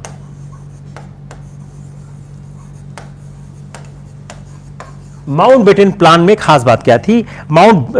माउंटबेटन ने यह कहा कि हम एटली ने संसद बोला कि हम जून 48 तक हम भारत छोड़ देंगे, और कहा तब तक कि संविधान का जो निर्माण है वो कर लिया जाए। माउंटबेटन भारत आ गए, उन्होंने बहुत कोशिश की बातचीत करने की, कोई नहीं हुआ। तो उन्होंने जब देखा कि जिन्ना और कहते कांग्रेस एक नहीं आ रहे हैं, तो उन्होंने अपनी योजना प्रस्तुत की, और उस योजना के तहत भारत को बांट दिया गया और भारत दो भागों में बट गया। जो माउंटबेटन प्लान था, उस प्लान में संविधान सभा दोनों अलग बनाई गई, भारत पाकिस्तान के क्षेत्र बनाए गए, और 15 अगस्त 1947 को भारत बट गया। रेडक्लिफ आयोग बनाया गया, जिस आयोग ने भारत और पाकिस्तान के बीच की सीमा को बनाया और भारत का विभाजन हुआ।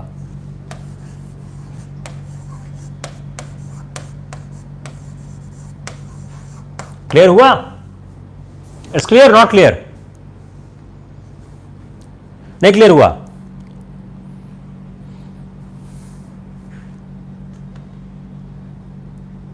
Any problem?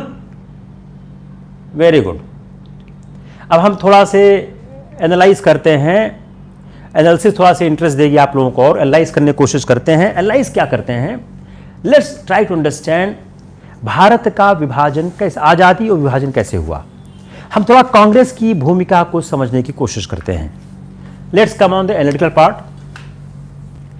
कांग्रेस के जिम्मे दो काम थे। अगर हम कांग्रेस को देखें, दो काम थे। एक, देश की आजादी,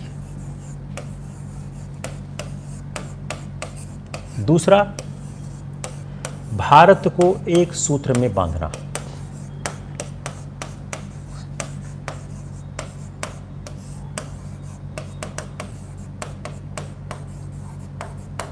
पहला काम कांग्रेस कर सकी, दूसरा काम कांग्रेस नहीं कर सकी। अगर देश के इतिहास में कांग्रेस का मूल्यांकन करना हो तो आप इसी से स्टार्ट करिए कि कांग्रेस के जिम्मे दो काम थे। एक, देश को आजाद कराना, और दूसरा, भारत को एक सूत्र में बांधना। जो पहला देश को आजाद कराने का कार्य है वह कांग्रेस बखूबी कर सकी। जो भारत को एक सूत्र में बांधना है उसमें कांग्रेस फेल हो गई। अगर हम इस बात को समझने की कोशिश करें भारत आजाद क्यों हुआ, तो जो एक साम्राज्यवादी जवाब कहता है कि ब्रिटेन चाहता था कि भारत अपना शासन खुद चलाए, और यह भारत की इच्छा का, यह ब्रिटेन की इच्छा का परिणाम था कि भारत आजाद हुआ। चूंकि भारत के हिंदू और मुसलमानों के बीच सदियों से वैमनस्य था, इसलिए यह भारत बट गया। यह है साम्राज्यवादी जवाब, इंपीरियलिस्टिक थ्योरी। अगर हम साम्यवादी जवाब की तरफ देखें, कम्युनिस्ट थ्योरी देखें, साम्यवादी किस तरह से भारत के आजादी और विभाजन को देखते हैं। साम्यवादियों का क्या मानना है कि 1946-47 में जो जन संघर्ष हुआ, जिसमें बहुत से साम्यवादियों ने योगदान किया, जिसके क्रांतिकारी उभार से सत्ता डर गई, उससे भारत आजाद हुआ। लेकिन जो बुर्जुआ कांग्रेस थी उसने क्रांति के उभार से डर गई और साम्राज्यवादियों को समझौता करके सत्ता अपने हाथ ले ली और राष्ट्र को अपनी कीमत चुकानी पड़ी। यह दो जवाब है साम्राज्यवादियों का और साम्यवादियों का, कि भारत का विभाजन कैसे हुआ और भारत की आजादी कैसे हुई। अगर हम इसकी हकीकत तलाशने की कोशिश करें, लेट्स सी द रियलिटी। यह जो विभाजन और आज़ादी एक द्वैध है जिसको हम 1909 से लड़ रहे हैं। 1909 में जो 1905 और 1909 दो इतिहास की महत्वपूर्ण रेखाएं हैं। 1905 का बंगाल विभाजन होता है और 1909 में जो सेपरेट इलेक्टोरेट आता है। उसके बाद जो एक साम्राज्यवाद के विरोध में संघर्ष चलता है जिसमें कांग्रेस के जिम्मे दो कार्य होता है, चूंकि आजादी का आंदोलन मूलतः कांग्रेस ने चलाया था, जिसमें पहला काम उसके पास होता है कि वह समाज के विभिन्न वर्गों, समुदायों और अंचलों को एक राष्ट्र में बांधकर एक समेकित राष्ट्र के रूप में हमारे सम्मुख अपने को प्रस्तुत करे। कांग्रेस उसमें विफल होती है। कांग्रेस को इस विफलता को स्वीकार करना होगा और जहां तक संघर्ष करके भारत को आजाद कराता है, राष्ट्रवादी चेतना के विकास में कांग्रेस सफल होती है। अगर हम ब्रिटिश शासन के राज के अंतिम दौर को देखें, अगर हम ब्रिटिश शासन के राज के अंतिम दौर को देखें तो इस अंतिम दौर में जो राज की हालत थी और जो द्वितीय विश्व युद्ध के बाद राज की आर्थिक राजनीतिक हालत थी, आजाद हिंद फौज के बाद जिस तरह से राजनीतिक चेतना अंचलों तक पहुंच चुकी थी, जिस तरह फौज और नौकरशाही ने खुलेआम लोगों को, फौज और नौकरशाही के लोगों ने खुलेआम अवहेलना शुरू कर दी। लोगों ने फौज और नौकरशाही के सामने कांग्रेस की और क्रांतिकारी कार्यों में सहभागिता शुरू कर दी। राजनीतिक रूप से यह दिखने लग गया कि भारत आजादी की तरफ बढ़ रहा है। 1942 का आंदोलन यह निश्चित रूप से दिखा रहा था कि ब्रिटिश सत्ता पूरी तरह से विफल हो चुकी है। भारत में ब्रिटिश शासन जो चल रहा था उसका कारण क्या था? भारत में ब्रिटिश शासन चलने का कारण हमारा मूक सहयोग भी था। भारत में ब्रिटिश शासन चलने के कारण हमारा मूक सहयोग भी था। इस बात को इनकार नहीं किया जा सकता। लेकिन जैसे जैसे राष्ट्रवादी चेतना का विकास हो रहा था, हमारा यह मूक सहयोग हट रहा था और हमारी प्रखर चेतना विकसित हो रही थी। और जो हमारे समाज का उच्च वर्ग था वह भी धीरे धीरे इस बात को समझ रहा था कि भारत में सत्ता देश आने वाली है और राजकाज की प्रतिष्ठा जिस रूप में चलती है, जो इंडियन सिविल सर्विसेज था उसका पूरी तरह से भारतीकरण हो रहा था, वो पूरी तरह से फिनिश हो रही थी। जो हमने एक 1939 के बाद का ब्रिटिश भारत का चेहरा प्रस्तुत किया है, जो ब्रिटिश भारत में जो आईसीएस का ढंग था, जो ब्रिटिश अफसरों की संख्या थी, वह लगातार घट रही थी। और ब्रिटिश अफसरों का भारत में आने का कोई इंटरेस्ट नहीं था। इसकी मैंने पूरी व्याख्या पिछले लेक्चर में की हुई है। उसके कारण इनको भारत में राज करना मुश्किल हो रहा था। जो गांधी जी का 21 दिन का उपवास था, उस उपवास ने, और जो आईएनए का ट्रायल था, उस ट्रायल में उपजी राजनीतिक चेतना से उनको लग गया कि भारत लंबे समय तक नहीं रह सकते हैं और नौकरशाही का संकट बहुत महत्वपूर्ण ढंग से ब्रिटिश सत्ता को सामने दिखाई पड़ा था। अगर भारत की इस आज़ादी के बाद हम भारत के विभाजन को समझने की कोशिश करें कि भारत के विभाजन का जिम्मेदार कौन है, जो कांग्रेस की नीति है उस नीति में कहां मिस्टेक हुई, साम्राज्यवाद से किस तरह भारत लड़ रहा था लेकिन भारत किस तरह से अपने को विभाजन से बचा नहीं सका। जो वॉवेल ने जिन्ना को छूट दी, वॉवेल ने जिन्ना को छूट दे दी।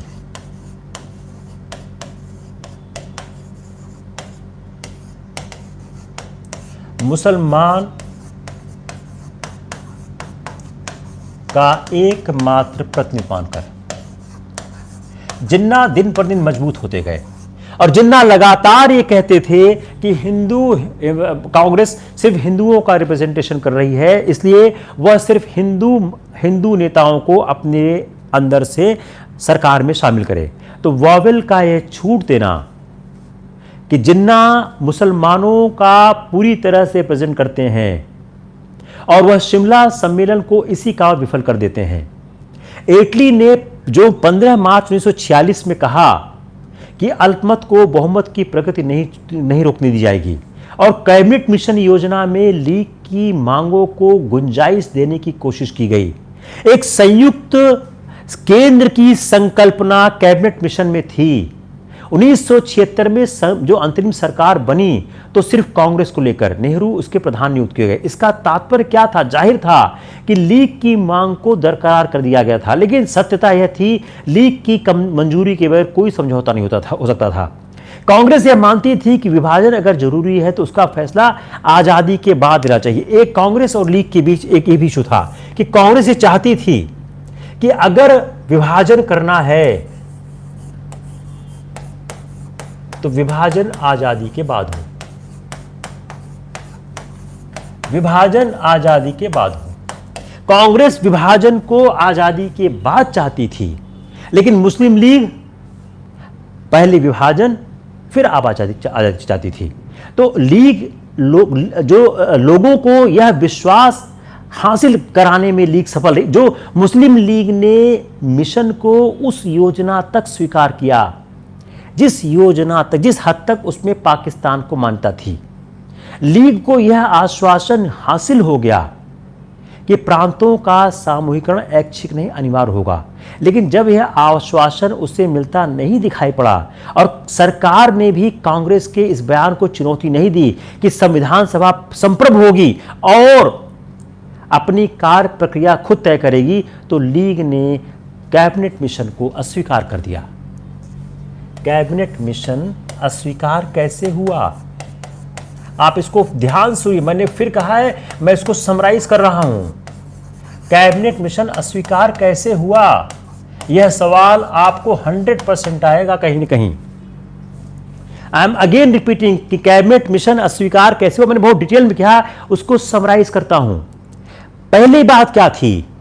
कांग्रेस यह मानती थी या चाहती थी या करना चाहती थी कि अगर विभाजन होना है तो उसका फैसला आजादी के बाद हो, लेकिन ब्रिटिश सरकार ने मुस्लिम लीग को संरक्षण देकर ऐसा भस्मासुर बना दिया था कि अब उसको कंट्रोल करना मुश्किल हो गया था। जिन्ना ने कांग्रेस और ब्रिटिश सरकार के खिलाफ पूरी ताकत लगा दी और उन्होंने हमेशा ये कहने की कोशिश की कि कांग्रेस सिर्फ हिंदू मतों का ही प्रतिनिधित्व करती है। मुस्लिम लीग ने मिशन की योजना को उस हद तक, remember this line, Muslim League ने मिशन की योजना को उस हद तक स्वीकार किया जिस हद तक उसमें पाकिस्तान की मान्यता थी। जब लीग को यह आश्वासन प्राप्त हो गया था कि प्रांतों का जो सामूहिकरण है वो ऐच्छिक नहीं अनिवार्य होगा, लेकिन जब नेहरू ने यह कहा कि हम सिर्फ कहां तक बाध्य हैं, हम कहां तक हैं, हम सिर्फ संविधान सभा तक हैं, जब नेहरू ने सिर्फ संविधान सभा तक की बात की, तब मुस्लिम लीग को लगा कि जो दीर्घकालिक परियोजना है वह उसके हाथ से जा रही है और संविधान सभा संप्रभ होगी, अपनी कार्य प्रक्रिया खुद तय करेगी और कैबिनेट मिशन की जो सारी पाकिस्तान के संदर्भित योजनाएं हैं वह अस्वीकार होंगी। तब मुस्लिम लीग ने कैबिनेट मिशन योजना से अपना समर्थन वापस ले लिया। वेवल उसके बाद बहुत कोशिश करते रहे, लेकिन तब तक जिन्ना उनकी हद से बाहर चले गए थे। वेवल ने मुस्लिम लीग को, अब आते हैं इंटरिम गवर्नमेंट पे, ये बात हो रही है कॉन्स्टिट्यूएंट असेंबली की। वेवल ने मुस्लिम लीग को अंतरिम सरकार में शामिल कर लिया। हालांकि उन्होंने कैबिनेट मिशन के किसी भी अल्पकालीन या दीर्घकालीन प्रावधान को स्वीकार नहीं किया था। अगेन वेरी वेरी इंपॉर्टेंट कि वेवल ने इंटरिम गवर्नमेंट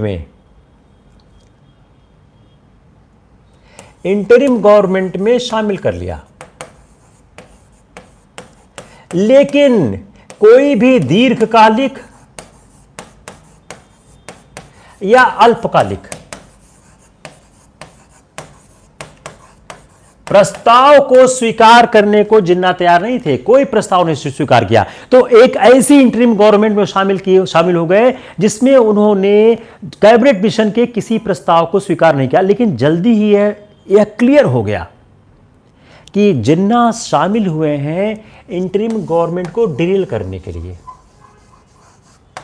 कि हम इंटरिम गवर्नमेंट को ड्रिल करेंगे।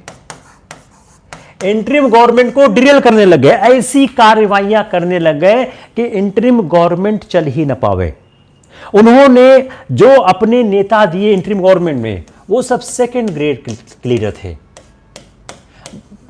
वह सब सेकंड ग्रेड के थे लीडर, जो लीग की जो सेकंड लाइन थी उसके थे।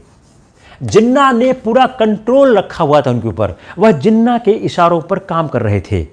और इन नेताओं ने अपनी ताकत इंटरिम गवर्नमेंट में प्राप्त करके उन्होंने सरकार को कमजोर करने की कोशिश की। जब लीग ने, अब उसके बाद जब संविधान सभा बनने की बात आती है,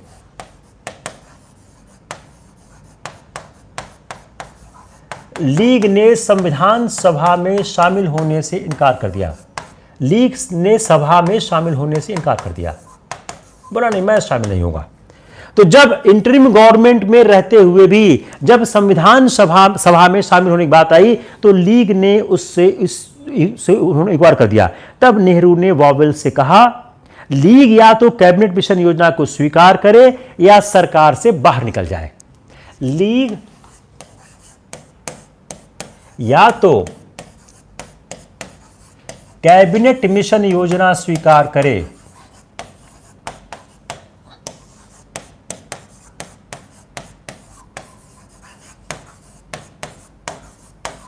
या सरकार से बाहर जाए।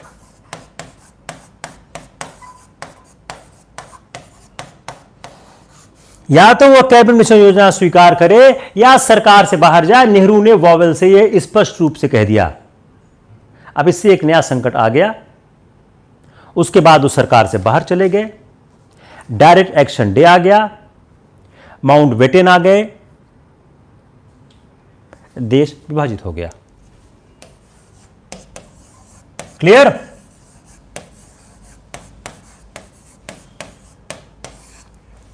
इट्स क्लियर और नॉट क्लियर? बोलो जल्दी, क्लियर नॉट क्लियर? कोई सवाल आएगा आंसर कर लोगे ना आप लोग?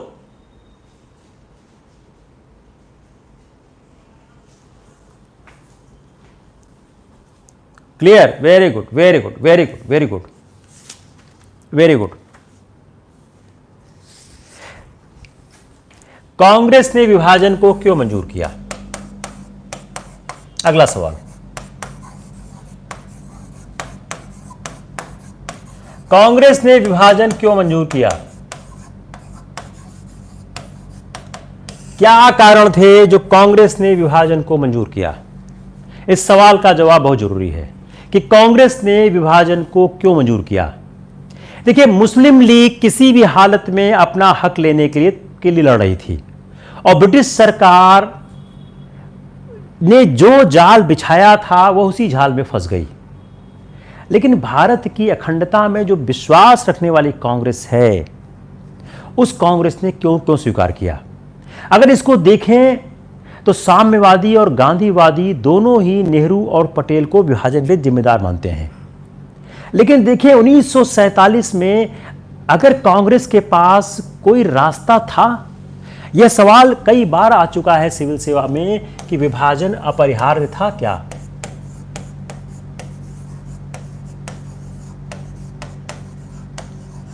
विभाजन अपरिहार्य था क्या? क्या विभाजन इनएविटेबल था? तो अगर हम देखें तो 1947 में कांग्रेस के पास रास्ता क्या था? जो कांग्रेस थी वह राष्ट्रीय आंदोलन में मुस्लिम सांप्रदायिकता के जो का जहर था उसको कंट्रोल नहीं कर पा रही थी।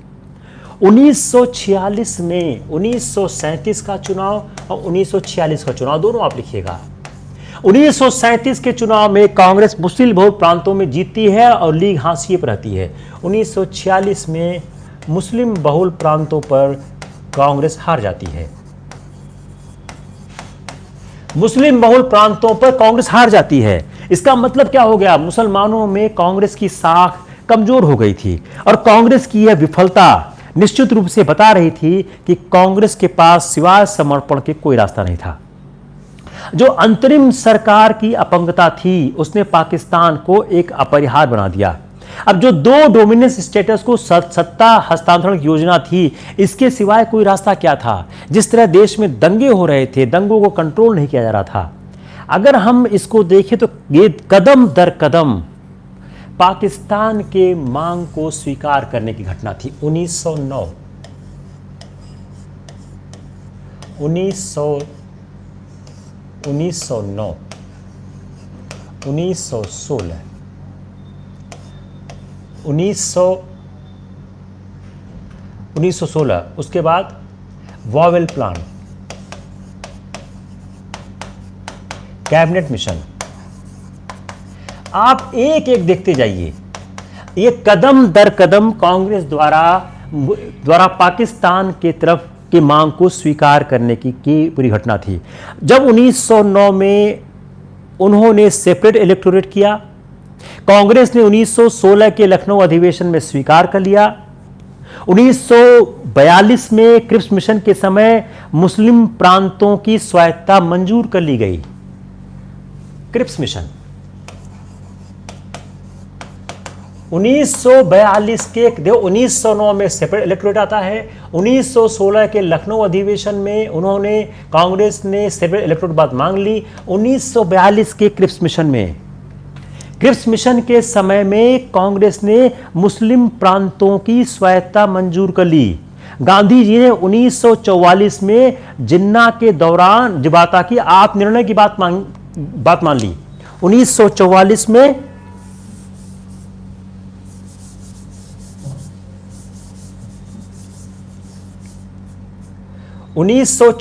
में जिन्ना से बात करते समय आप निर्णय की बात मान ली।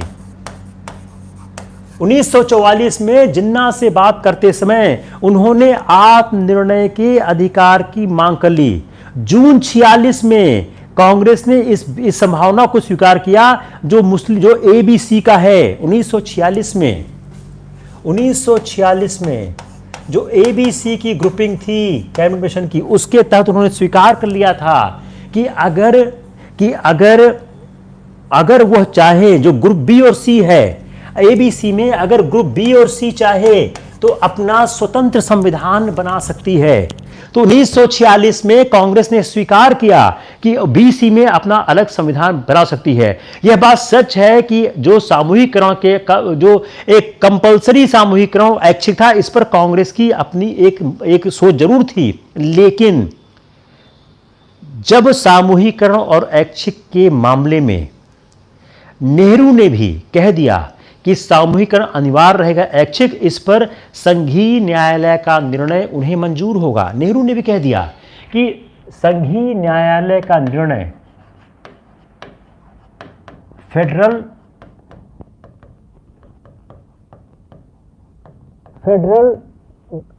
कोर्ट का निर्णय उनको स्वीकार्य होगा कि जो सामूहिकरण है वह कंपलसरी होगा या ऑप्शनल होगा। दिसंबर में ब्रिटिश मंत्रिमंडल ने यह स्पष्टीकरण कर दिया कि सामूहिकरण अनिवार्य होगा। दिसंबर में ब्रिटिश ने कहा कि यह सामूहिकरण अनिवार्य होगा, कांग्रेस ने विरोध नहीं किया। सामूहिकरण अनिवार्य होगा तो कांग्रेस ने विरोध नहीं किया। जब दिसंबर 46 में कहा कि सामूहिकरण अनिवार्य होगा तो कांग्रेस ने इसका विरोध नहीं किया।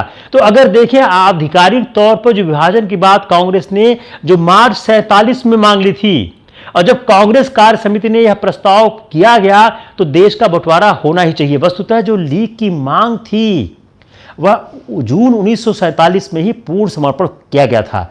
तो जब कांग्रेस की ने इच्छा जाहिर की कि यह तत्कालीन सरकार को सत्ता खत्म कर दिया जाए तो डोमिनियन का दर्जा वह स्वीकार कर लेगी। अंत में उसने दोनों स्वीकार किया। अगर आप देखें इसको, आप फिर से देखें, यू अगेन सी इट, 1909, 1916, 1944, 1946 संघीय न्यायालय का फैसला, दिसंबर में ब्रिटिश का सामूहिक है। यह क्या है? यह कदम दर कदम पाकिस्तान की मांग को स्वीकार करना है। यह एक समर्पण हो चुका था। कांग्रेस के नेता चाहे जितनी बड़ी बात कह रहे हों, लेकिन क्या था, वह जमीन छोड़ चुके थे। और कांग्रेस संविधान सभा की संप्रभुता पर जोर दे रही थी, लेकिन उसने सामूहिकरण को चुपचाप स्वीकार कर लिया था और उत्तर पश्चिमी सीमा प्रांत को पाकिस्तान का अंग मान लिया था। कांग्रेस के नेताओं ने विभाजन क्यों स्वीकार किया? क्योंकि वह दंगे नहीं रोक पा रहे थे। क्लियर क्लियर हो रहा है। हम last part of the lecture की तरफ चलते हैं। बड़ा इंटरेस्टिंग पार्ट है, इस पार्ट को करके हम लोग क्लोज करते हैं। अगर यहां तक क्लियर हो गया हो तो, नहीं क्लियर हुआ हो तो इसको फिर रिपीट करते हैं। हम इस बात को समझने की कोशिश करते हैं एक बार और थोड़ा सा, कि जो यह भारत का विभाजन हुआ उसमें गांधी और कांग्रेस की क्या भूमिका थी। It's clear clear, very good very good very good. क्या टाइम हो गया? ओ 9 बज गया। ओको गॉड, चलो 10 मिनट और लगेगा।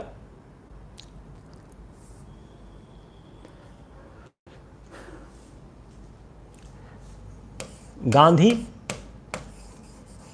कांग्रेस विभाजन।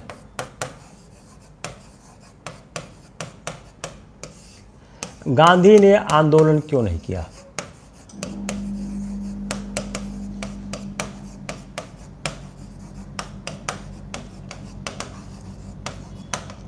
गांधी ने अनशन क्यों नहीं किया?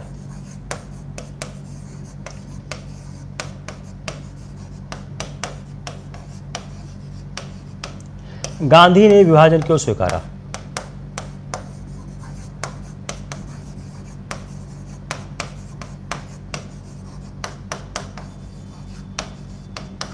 ये 3 महत्वपूर्ण सवाल हैं। 10 मिनट लगेगा, जस्ट वेट फॉर 10 मिनट्स। देखिए, अगर यह कहा जाए कि गांधी जी ने यह कहा कि अहिंसा को हृदय से स्वीकार न करना विभाजन का मूल कारण है। अगर हम गांधी की थ्योरी से देखने की कोशिश करें तो गांधी ने कहा कि अहिंसा को हृदय से स्वीकार न करना विभाजन का कारण है। अगर आप लोग थक गए हो तो हम लोग इसको कल करते हैं। You are tired, I can do it tomorrow because it's already 90 minute class. बोलिए, we can do it tomorrow if you are tired because it will take at least 10 to 15 minutes. तो कल करते हैं कांग्रेस गांधी विभाजन, और आपके करीब 20-25 सवाल करते हैं उस पे।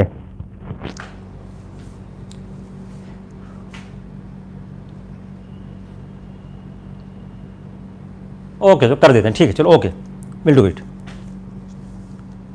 ओके, चलो। देख, गांधी ने क्या बोला इस विभाजन को लेकर, कि अहिंसा को हृदय से स्वीकार न करना विभाजन का मूल कारण था। उन्होंने क्या कहा कि जो सत्याग्रह अंग्रेजों को भारत से बाहर करने ठीक था, लेकिन अहिंसा की तरह इसमें लोगों का हृदय परिवर्तन करने की शक्ति नहीं है। जस्ट सीधे गांधीयन फिलॉसफी बिट ये आपके ऐसे में काम करेगा। उन्होंने सत्याग्रह और अहिंसा दो को समझने की कोशिश की, समझाने की कोशिश की। बोला जो सत्याग्रह था, यह सत्याग्रह अंग्रेजों को तो भारत से बाहर कर गया, लेकिन इसके पास अहिंसा इसी ताकत नहीं थी। सत्याग्रह के पास अहिंसा की तरह ताकत नहीं थी। इसका मतलब क्या हो गया कि सत्याग्रह अहिंसा की तरह लोगों का हृदय परिवर्तित नहीं कर सकती है। अब गांधी ने अपनी अहिंसा और कांग्रेस की अहिंसा को भी स्पष्ट किया। उन्होंने कहा अहिंसा मेरे लिए धर्म है। गांधी ने कहा अहिंसा मेरे लिए धर्म है। Non violence is religion for me.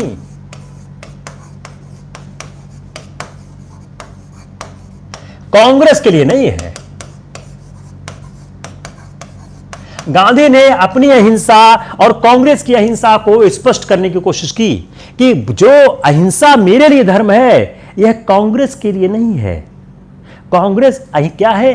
Congress के लिए अहिंसा एक नीति है। तो अहिंसा मेरे लिए तो एक धर्म है, लेकिन कांग्रेस के लिए अहिंसा एक नीति है, और नीति और धर्म की अपनी अपनी सीमाएं होती हैं। हिंदू मुस्लिम एकता में अहिंसा का कोई स्थान नहीं मिल पाया।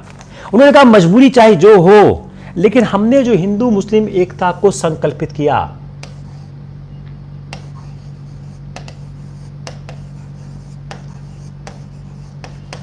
हमने जो हिंदू मुस्लिम एकता को संकल्पित किया,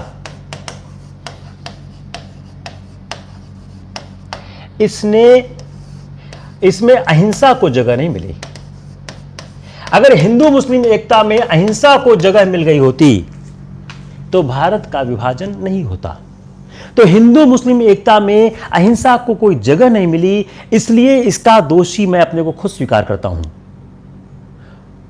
उन्होंने कहा मैं वह राह दिखाने में सफल नहीं रहा जिस राह को दिखाने के लिए मैं लगातार कोशिश करता रहा। गांधी ने अपनी प्रार्थना सभा में साफ साफ कहा 4 जून 1947 को कि मांग का विभाजन इसलिए हुआ कि आप चाहते थे। विभाजन इसलिए हुआ कि कांग्रेस नहीं चाहती थी, आप चाहते थे। इसलिए हुआ कि आप चाहते थे। अपनी प्रार्थना सभा में गांधी कहते हैं विभाजन इसलिए हुआ कि आप चाहते थे, आप लोगों ने विभाजन के लिए काम किया। कांग्रेस ने कभी ऐसा नहीं चाहा, लेकिन कांग्रेस को जनता की नब्ज की समझ थी। जब कांग्रेस ने देखा कि जनता विभाजन चाहती है तो कांग्रेस ने वही किया जो जनता चाह रही थी। गांधी ने कहा कि ये सभी गैर मुस्लिम मेरे साथ होते। गांधी ने भी कहा विभाजन मुस्लिम से नहीं हो रहा है, गैर मुस्लिम को भी मैं दोष दे रहा हूं। भाई मुस्लिमों का तो मुझ पर विश्वास था ही नहीं, लेकिन अगर सारे गैर मुस्लिम मेरे साथ होते, अगर सारे गैर मुस्लिम मेरे साथ होते तो विभाजन नहीं होता, तब वह विभाजन रोक ले जाता। लेकिन ऐसा हुआ नहीं। हिंदू न तो विभाजन के खिलाफ गांधी के साथ आए और न ही उन्होंने हिंसा बंद करने की अपील पर ध्यान दिया। न तो हिंदू, बड़ी नायाब थ्योरी है, ऐसे में आप लोग जरूर इसको कहीं यूज करिएगा। न तो हिंदू गांधी के साथ आए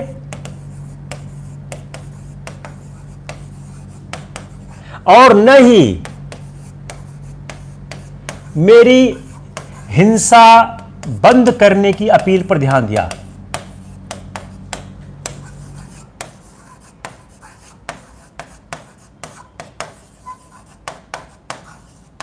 नहीं मेरी हिंसा बंद करने की अपील पर ध्यान दिया। तो जो हिंदू थे उन्होंने मेरा साथ ही नहीं दिया। जब आज कोई गांधी 1946-47 कोई बात नहीं सुनता था, उन्होंने कहा जब आज मेरी कोई बात सुनने को तैयार नहीं है, न कांग्रेस सुनती है, न हिंदू सुनते हैं, न मुसलमान सुनते हैं, तो मैं एक रिडंडेंट व्यक्ति हो चुका हूं, मेरी अलग व्यथा है और मैं इस समय कर क्या सकता हूं। आज जहां कांग्रेस खड़ी है इस तरह की कांग्रेस की मैं संकल्पना नहीं करता हूं। एक सवाल हमेशा लोग उठाते हैं कि गांधी जो एक जन आंदोलन के व्यक्ति थे, उन्होंने विभाजन के खिलाफ जन आंदोलन क्यों नहीं किया। यह सवाल कभी न कभी आपके मेंस में आएगा। गांधी ने विभाजन के खिलाफ जन आंदोलन क्यों नहीं किया। गांधी ने विभाजन के खिलाफ जन आंदोलन क्यों नहीं किया। यह सवाल बहुत मौजूद सवाल है, इसका जवाब इतिहास में हमको तलाशना चाहिए। गांधी ने सवाल का जवाब दिया कि आप किस जन आंदोलन की बात करते हैं। वो हमेशा अपनी प्रार्थना सभाओं में आए हुए लोगों से बात करते थे। बोला जन आंदोलन कौन करता, कौन चाहता था उस समय आंदोलन में मेरे साथ खड़ा होना। क्या कोई आंदोलन बगैर हिंदू मुस्लिम एकता के संभव है। कुछ लोग चाहते थे कि गांधी जी विभाजन का जवाब आंदोलन से दे। वह चाहते थे कि जरूरत हो तो गांधी जी कांग्रेस को दरकिनार कर दें। लेकिन आंदोलन के इच्छुक लोगों में एक समानता भी थी। सबका विश्वास था कि गंगा जल की तरह आंदोलन में भी एक संधान की शक्ति होती है। यह शक्ति लोगों के हृदय से हिंसा की भावना को दूर कर देगी। लेकिन गांधी जी की सोच इससे अलग थी। उनका मानना था जन आंदोलन हिंसा को खत्म करने में सफल हो या नहीं, लेकिन इस हिंसा ने आंदोलन की संभावनाओं को अवश्य खत्म कर दिया है। उन्होंने कहा कि जन आंदोलन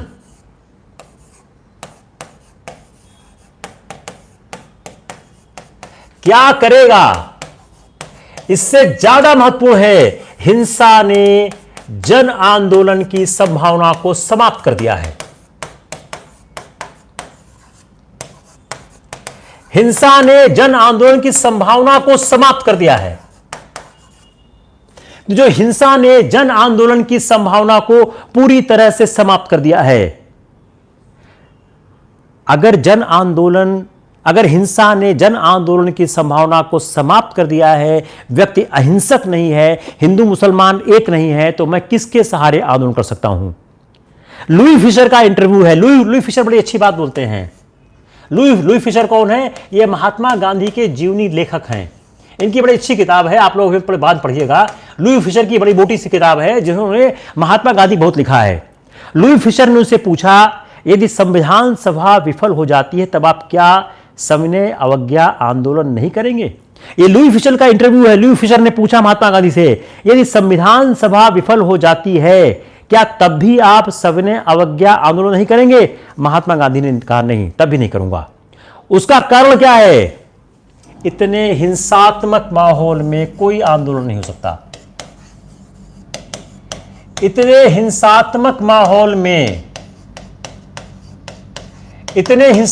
माहौल में कोई आंदोलन नहीं हो सकता। जो हिंसा की बात चल रही, जिस तरह से लोग खून के प्यासे हैं, कोई आंदोलन हो नहीं सकता। विभाजन के मुद्दे पर कांग्रेस के पक्ष का समर्थन उन्होंने क्यों किया? अगला सवाल आता है कि जो विभाजन का मुद्दा था उसमें उन्होंने कांग्रेस का समर्थन क्यों किया?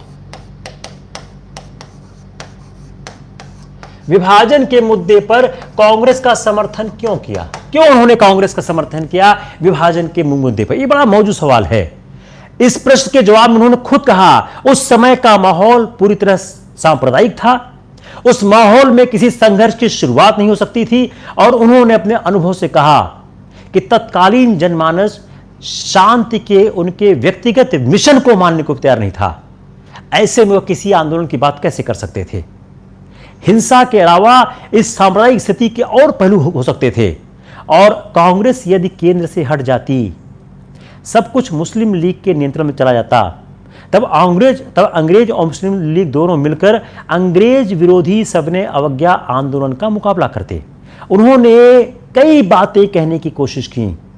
उनके मुताबिक, गांधी के मुताबिक क्या था? अगर कांग्रेस केंद्र से हट जाती तो सब कुछ मुस्लिम लीग के नियंत्रण चला जाता, तब अंग्रेज और मुस्लिम लीग दोनों मिलकर अंग्रेज विरोधी सविनय अवज्ञा आंदोलन का मुकाबला करते।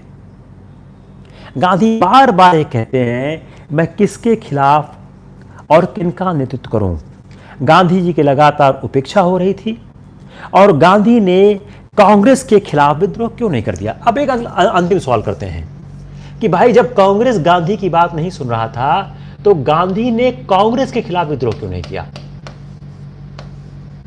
गांधी ने कांग्रेस के खिलाफ विद्रोह क्यों नहीं किया? गांधी ने कांग्रेस के खिलाफ विद्रोह क्यों नहीं किया?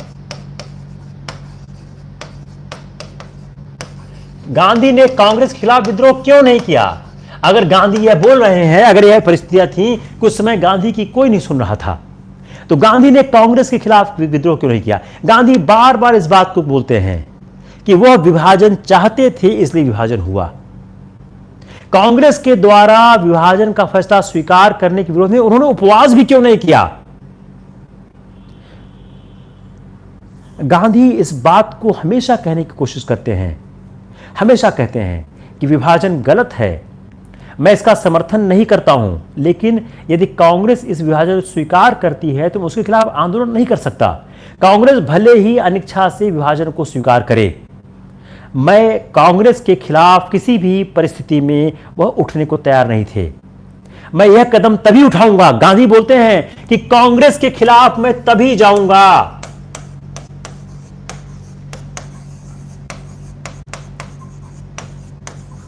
जब कांग्रेस पूंजीपतियों के साथ चली जाएगी। कांग्रेस ने विभाजन अनिच्छा से स्वीकार किया है, तो कांग्रेस, उन्होंने कहा कि मैं यह कदम तभी उठाऊंगा जब मुझे लगेगा कांग्रेस पूंजीपतियों के हाथ चली गई है। लेकिन मुझे लगता है कांग्रेस गरीबों के लिए काम कर रही है। मेरे ख्याल से इतना सफिशिएंट है गांधी और कांग्रेस को लेके। आपके कांग्रेस की ज़्यादातर मैंने बातें आपकी सॉल्व कर दी, और मुझे नहीं लगता है कोई सवाल इस दरमियान आएगा तो आपसे हैंडल नहीं होगा। कोई भी सवाल आएगा तो मुझे पूरा विश्वास है आप लोग हैंडल कर लोगे। अभी भी सवाल रह गए हैं 1939 से 1947 तक के, वो सवाल करने बहुत ज़रूरी हैं क्योंकि बड़े टफ सवाल हैं और आसान नहीं है उन सवालों को हैंडल करना। तो हम लोग एक सेशन और लेंगे 1939 से 1947 तक के लिए। उस सेशन के बाद फिर हम लोग मूव करेंगे अगला, इसी YouTube चैनल पे हम लोग मूव करेंगे 1927 से 1939 तक। यह 12 साल हम लोग उसी तरह से देखेंगे हमने देखा है। और 1885 से 1927 हम लोग कर लेंगे इलाहाबाद विश्वविद्यालय पेज पे जो चल रहा है। तो मेरे ख्याल से 15 जुलाई तक मेरे ख्याल से सिलेबस आपका मॉडर्न इंडिया का हो जाना चाहिए। उसके बाद आप लोग क्या करना चाहते हो अपने बताना। पॉलिटी वहाँ चल रही है, करंट अफेयर्स चल रहा है, वो हो ही जाएगा, उसमें बड़ा इशू है नहीं। पॉलिटी आदमी वो पढ़ा हुआ ही है। आपके पास दो ऑप्शन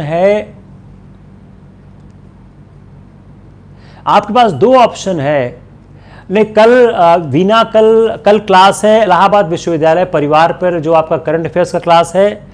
ये टाइम टेबल हमने लिख दिया है, मैं फिर से लिख दूंगा कि किस तरह से क्लास हैंडल की जा रही है। तो कल क्लास इलाहाबाद विश्वविद्यालय परिवार पर ही है, जो क्लास अपनी वो है करंट अफेयर्स और इकोनॉमिक्स की है। देखिए आपके पास दो महत्वपूर्ण चीज़ें हैं जो मुझे लगता है आपकी कमज़ोर है। एक तो आपका कल्चर उतना स्ट्रांग नहीं है, कल्चर के सवाल गलत होते हैं। दूसरा साइंस का भी इशू है। तो हम लोग उसको बात करते रहेंगे। देखिए मैं कई बार अपने टेम्पर को लूज़ कर जाता हूं क्योंकि मुझे आपकी बहुत स्पष्ट असफलता दिखने लगती है। हम लगातार चाहते हैं कि आपका सिलेक्शन हो, आप लोग क्वालिफाई करो। इतनी बड़ी कोशिश की जा रही है, उसमें अगर आपका सिलेक्शन नहीं होता है तो कोई पर्पज़ नहीं रहा हमारी इतनी मेहनत करने के लिए। जितेंद्र यादव, GS 4 पढ़ाया जा चुका है, GS 4 का आधा पार्ट पूरा पढ़ाया गया है। मेरे ख्याल से मार्गदर्शन के चैट पे आप में से बहुत लोग नहीं हैं। आप लोग मार्गदर्शन का टेलीग्राम का चैट ज्वाइन कर लीजिए, वहाँ पर काफ़ी इन्फॉर्मेशन हम लोग देते रहते हैं। यहाँ मैं भी मार्गदर्शन के चैट का नोटिफिकेशन आपको लिख देता हूँ, आप लोग ज्वाइन कर लें। उसमें काफ़ी इन्फॉर्मेशन हम लोग देते रहते हैं जो यूट्यूब के बारे में भी है। तो उसमें आपको पता लग जाएगा कौन कौन सी क्लास पढ़ाई गई है। GS 4 का आधा पार्ट पूरा कर दिया गया, उसको आप लोग देख लें। GS 4 आपका हम फिर करेंगे जब आपका मेंस आएगा। अभी हम स्ट्रगल कर रहे हैं आपको प्रीलिम्स पास कराने के लिए। तो प्रीलिम्स आप पहले पास कर लें, देन हम लोग इसको ध्यान देंगे कैसे आपका और पार्ट करने की कोशिश करते हैं। I think it was the sufficient for the day. Culture जब पढ़ाई जाएगी तो सोसाइटी तो साथ आती ही आती है, बगैर सोसाइटी के कल्चर कैसे होगा। आप मेरा जो 69 लेक्चर का कल्चर का जो पूरा टॉपिक आप देखिए, उसमें सोसाइटी भी है। बगैर सोसाइटी के कल्चर पूरा होगा भी नहीं। और कोई अगर इशू है आप लोग जरूर पूछें, I will try to solve any of the problem you have.